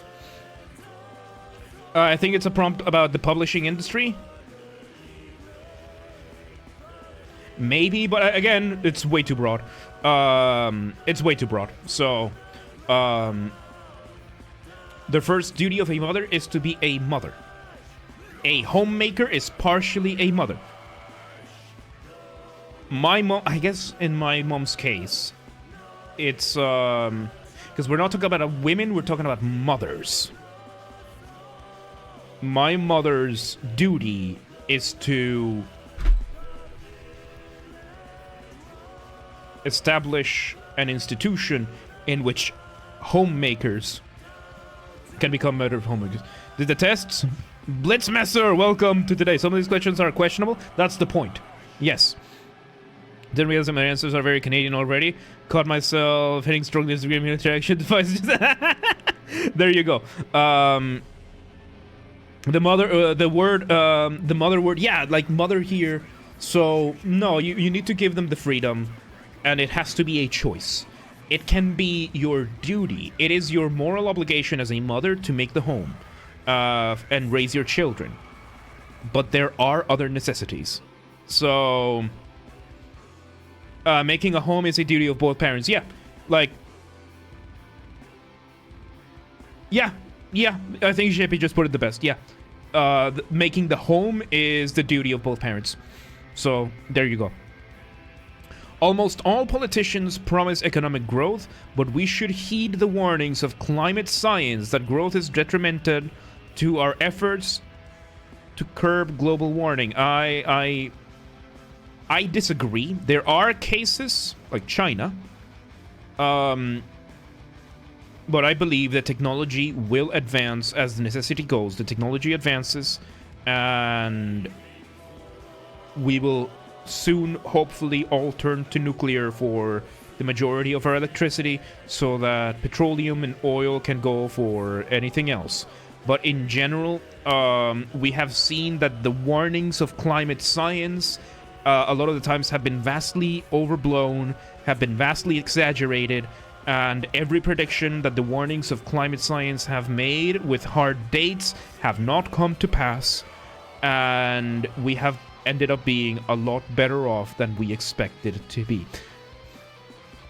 Does that mean we should be irresponsible with our environment? Absolutely not. We have a responsibility to maintain an environment in which we can thrive. And that includes the nature, the non-human nature. But unfortunately, climate science has been corrupted by activists in recent years. Nuclear is the best way to go, especially once we get fusion. I am very hopeful that one day we get the unicorn solid-state batteries to make electric vehicles feasible in the markets. I am very, very hopeful about these things. And this is not something you do if you stagnate growth artificially. So, how technology will advance, what I would like to see more funding towards that advancement. I believe so, yeah. And I think that funding needs to be balanced between public and private. Yeah. We're all literally die in 10 years. They say every 10 years. No, it's every 17 months. They say that we die in 17 months. So, you know, it's a lot of it. Have to find those efforts somehow. It's not a profitable thing to go in. It's not a profitable thing at the start. But for example, oil companies, oil rigs use wind and solar because that way you don't have to spend money on getting the electrical infrastructure all the way there. You just plug a fucking windmill and a bunch of solar panels in your oil rig, and that's it. That's considerably less cable that you have to spend. Stuff like that. So there are ways that these things are happening naturally. And again, when it comes to electric vehicles, I believe once we get solid state, which is the unicorn, it's the holy grail of these. It's going to be a massive breakthrough. Then we can go and we can start pivoting more towards that. Electric vehicles, as they are, renewable energy, non-nuclear renewable energy, as it is right now, not feasible. Not feasible for mass adaptation. Putting charging stations in a big USA funding bill basically declared electric winner when hydrogen or other types continue to make progress. Different technologies have different... Yeah, like there needs to be other advances. I personally think, like, you see all the parking lots in the US that are just flat ground, 5 meters high solar rooftops. Solar power rooftops, so yeah. I hate when activists actually problems joke to normal people. Yeah, that's the job of an activist, is to pretend like you're helping. EVs mandatory, fuck Tesla comment. Mandatory, fuck Tesla comment. Yeah, there you go. Lemons, welcome to today. I don't know why they shut down hydrogen so much, because it is very promising, and it would disrupt the markets very, very heavily, and explosions. And because it's extremely volatile, but it would be... Welcome to today, Lemmings, by the way. How you doing? Welcome to today. Yeah, no, it would be... It's a very tricky thing, and I think it's relatively early technology. I don't know why they're doing that, but yeah. Hydrogen is flourishing right now for some applications. Yeah! It makes noise, so I'm happy. There you go. Let's see. Next question. Making peace with the establishment is an important aspect of mature... Fuck you. Fuck you, no. That ain't what the founding fathers said! We ain't gonna pay that extra tax on our tea! Fuck you! No. There is a certain value on accepting tradition and understanding tradition and understanding why. But tradition and progress can be very different things. Tradition can be either the worship of the ashes or the preservation of fire. Progress can be the expansion of the light or the burning down of all that is. The establishment can be any of those. So the establishment as the establishment, no. It needs to hold the right values. Family Fire said no taxation without representation. From what I can tell, people in Puerto Rico still pay their taxes. That's one of the things. I really do think Puerto Rico needs to either become a state or go independent. I really like Puerto Rico could be the trading capital of the Americas. They have a lot of really good stable harbors there that they can use. Refueling station from the Panama Canal, stuff like that. Like you can make really good use out of Puerto Rico. Yeah, I think they got it dirty. They got done dirty. I think they got done dirty. I like that they are still U.S. citizens, but I don't like that. Yeah, I don't like that they don't get the proportionate representation. Like U.S. territories, I don't like I don't like how it's being executed. I don't know how accurate my compass results will be. Some of these answers are conservative for Canada and liberal for most of the countries. Yeah, you do need to take these with a grain of salt, especially with how like right now we're seeing so many caveats with so many of these. So, yeah. Text presupposes that you're in a Western democratic country. Thank you for clarifying that, Dunkel. For just like myself, we can't read. So yeah, no. Yeah, consider this that you are in a Western country. All right, let's see. Page 506. If you go through that, okay, you'll find these propositions on religion a breeze. Astrology accurately explains many things. No. You cannot be moral without being religious. Without being religious, no, you can absolutely be moral without being religious. There are values that can stem from religion, absolutely, that then seep into the society. We go back to the argument of tradition versus progress, and the different things. And you can be absolutely immoral with religion. Exactly. So, easy question. Charity is better than social security as a means of helping the genuinely disadvantaged. It depends, so I'm gonna lean disagree. Because it depends of what we mean by genuinely disadvantaged. Charity is strong. Genuinely disadvantaged.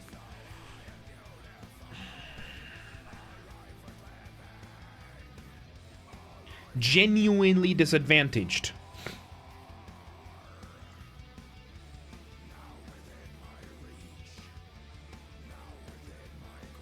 Social Security can be unsustainable and destructive.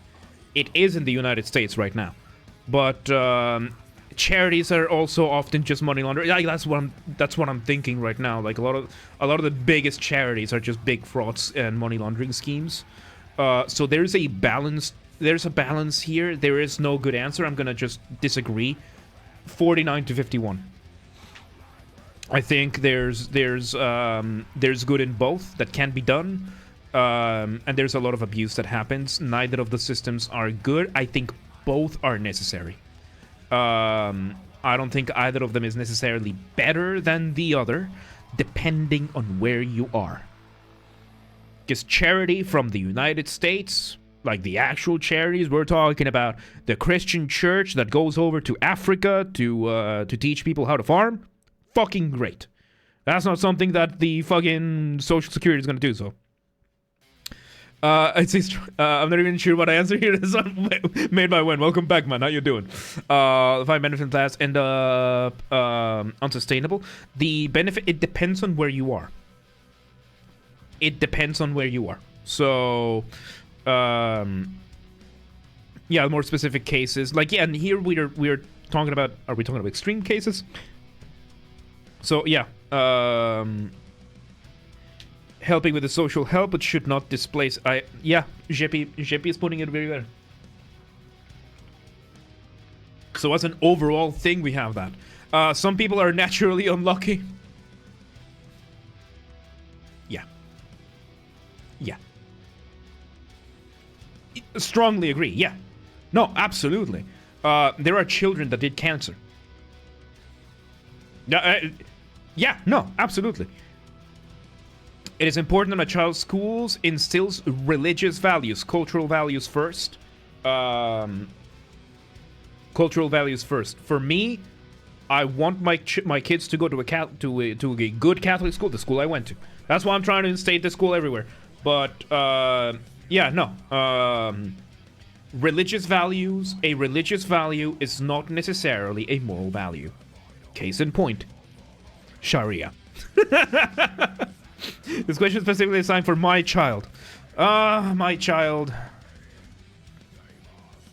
I'm gonna agree then. For my child, yeah, I want my child to have Catholic values. For my child, yes. For your child, I don't give a shit. Is detrimental to reason depending on how the faith is allocated. Depending on how the faith is allocated. Because nobody has done more damage to faith than the fanatics. Absolutely. Most of our scientific institutions, up until recently, were funded by the church. Like, science used to be, let's understand God's creation. And at some point, it switched to... science explains that there is no God. I don't know how it happened, but yeah. More the belief in something without evidence. That is fanaticism. That I would categorize as fanaticism, but I do see your point. The church also curbed a lot of scientific progress. Yeah, like again, like we're talking. Yeah, we have that. So there's. For my kid, I want my kid to have the education I had. And my education had these Catholic values that I want in my kid. I want my kid, even if the kid ends up not being Catholic at the end of the day, I want those values there. I want those values to be instilled at the start.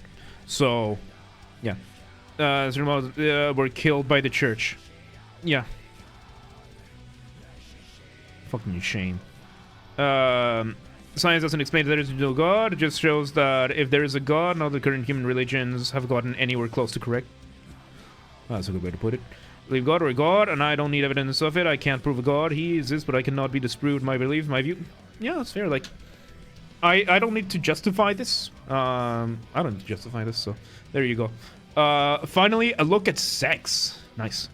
Galileo was not the first one. Absolutely not, yeah. As casually burn you at the stake for saying the earth revolves around the sun. No biggie. There you go. Yeah, no. Like, I'm taking that question as my kid, my religious values. I want my kid to have my religious values, so I'm gonna send him to the school I went to. Because that school instills the religious values. I don't want to force anybody else's kid to have those values. I would encourage it, but I'm not gonna force no one. Sex outside of marriage is usually immoral. Leaning on disagree. I wouldn't say immoral, but it is detrimental. It can be very detrimental. Moral, strongly agree. I don't judge people for it, but I cannot... so I'm gonna disagree there, but it can be detrimental. So you don't see sex as something immoral? Yeah, no, I think... Yeah, no, for me, it's not the sex, it's the marriage part. I don't... like, sex is sex. So... The wording can be tricky here. Same-sex couple in a stable, loving relationship should not be excluded from the possibility of child adoption. Strongly agree. I would much rather have had two of my moms than my mom and my dad. Pornography depicting consenting adults should be legal for the adult population. Yeah. Same with weed. Same with everything. What is sex? Exactly. Yeah, pornography, it might not be the most beneficial thing. It is not the hentai. Yeah, if it's for adults, by adults, it's a vice that you want to engage in, go ahead.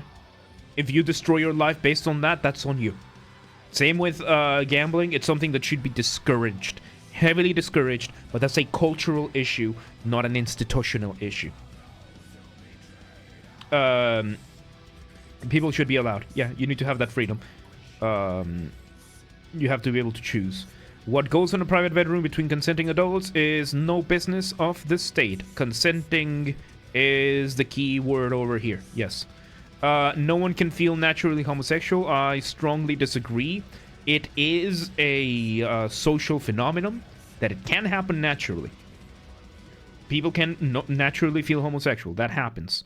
There may be other factors in play, but it does happen naturally. Because we have seen it in the Rats Society experiment. Consenting... Fuck you, Dunkel, consenting adults. Fuck you. Children can't consent. Children can't consent. So yeah, there you go. It's necessary for it to be adults. Fuck you. Then in the middle of libertarian left, there you go. These days, openness about sex has gone too far. Oh, yeah. Oh, yeah, absolutely. Spoken like a true. Yeah, without a doubt. It's not even a question. Case in point, OnlyFans. All right, that's it. That's our last question. I don't even know how long we've gone for. I'm uploading both this and the reaction video to Dunkel's thing, so it's absolutely gone too far.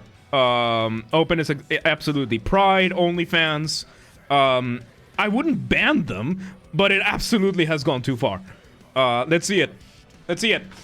I am standing point of the original political compass was in 2001, when we recognized the inadequacies of the standard political measure of left and right. It's certainly fine for discussing economics, but to this day is still widely and wrongly used to describe social attitudes. France's National Front, for example, is popularly described as far right, yet its economic policies have sometimes been to the left of even the French Socialist Party.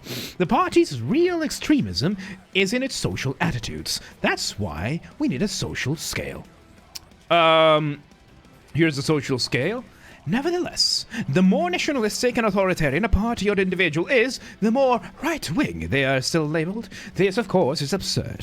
Taken to its logical conclusion, it means that the further left a country sits, the more socially liberal its attitudes are. On that basis, North Korea must be a shining model of human rights and social freedoms. Conversely, a country may be very right-wing, i.e. libertarianism, in its economics and be authoritarian at the same time. Singapore is perfect, for example. The index of economic freedom... I'm not reading the rest. Usually, it's... I'm not reading... My political compass. We are... Bro, how the fuck am I...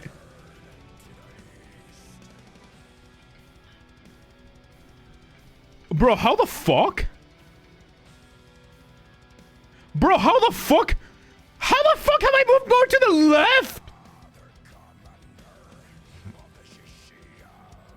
I am a libertarian. I'm a fucking commie. I bash the fash. I smoke weed. -4. Okay, minus 0.63, minus 497. This isn't super. Still, like, I would say, it. Like, I would consider myself leaning towards the right, but I am very liberty oriented, and I do hold quite a few conservative values. So I would say this might be off by a little bit, but not that much. This is within the margin of error of the center, yeah. Lo and behold, I'm a centrist. I am more on the libertarian side, though. So... Shit, dude. Say you qualify as strip apocalyptical libertarian? Hang on. Let me bring something. Let me see if it's here.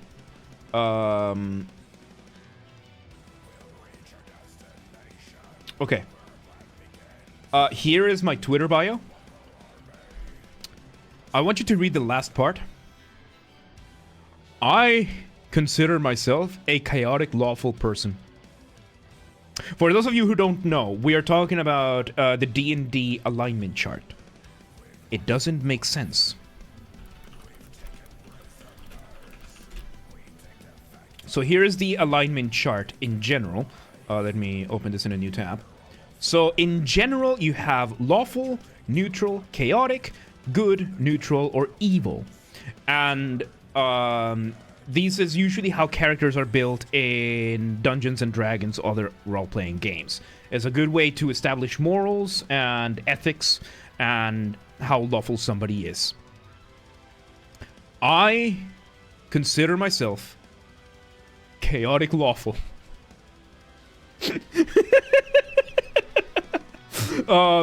We could almost say the same that we're libertarian, but I'm definitely more economically left-leaning than you. Likely as a result of growing up in a country where I have firsthand seen the direct result of growing up in a country. Yeah, wait, what? Yeah, no, I consider myself chaotic lawful.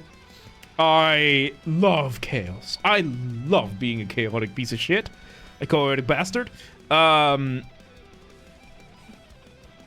Yeah, I'll do as I please, but I'll stay within the law. I'll follow the law to the chaotic neutral. I think a lot of people are chaotic neutral, especially on the internet. So you thought you didn't see it? No, it's just not there. I'm not like the other boys, you know.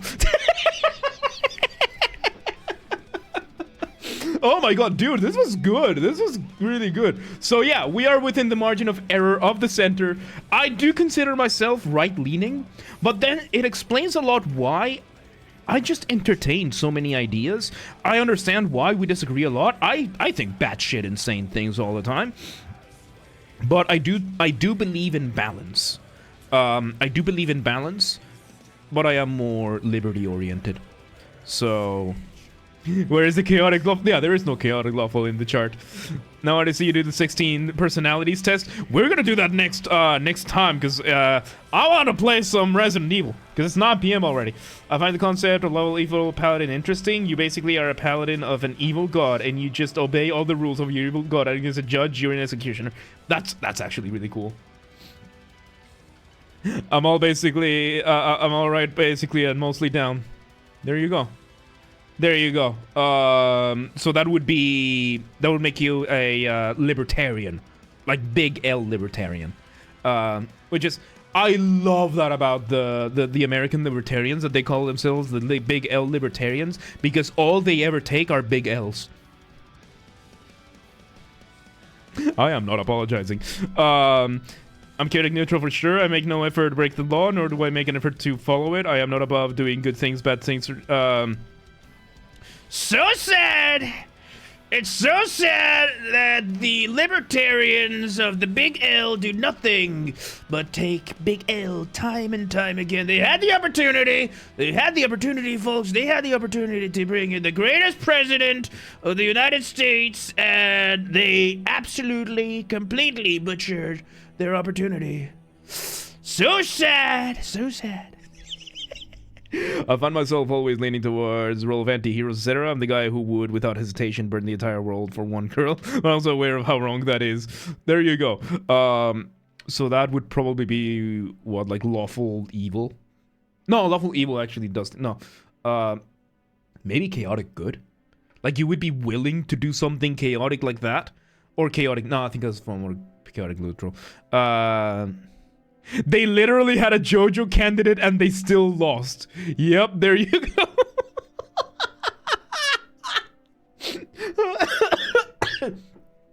Mr. I am not apologizing, who stole that from Helsing Ultimate agreed. I am not apologizing.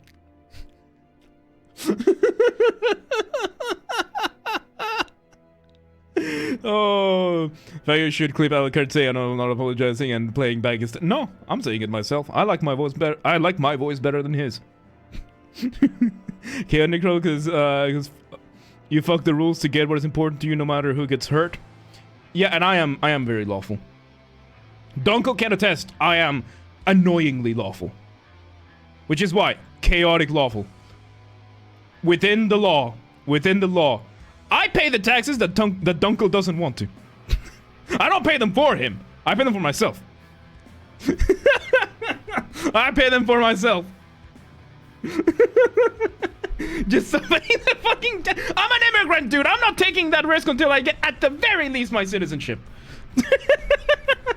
Nobody cares. I care. I'm not risking that shit. I ain't risking it. I don't care. You go to Iota Hell, but I don't care about the rules that much. There you go. For me, it depends on the rules. I am very arbitrary in that sense. I am very arbitrary in that sense. Alright, so, good game. That's true. You think I think you're true neutral. Yeah. I think you might be true neutral. Yeah, I think that's accurate for you. Yeah.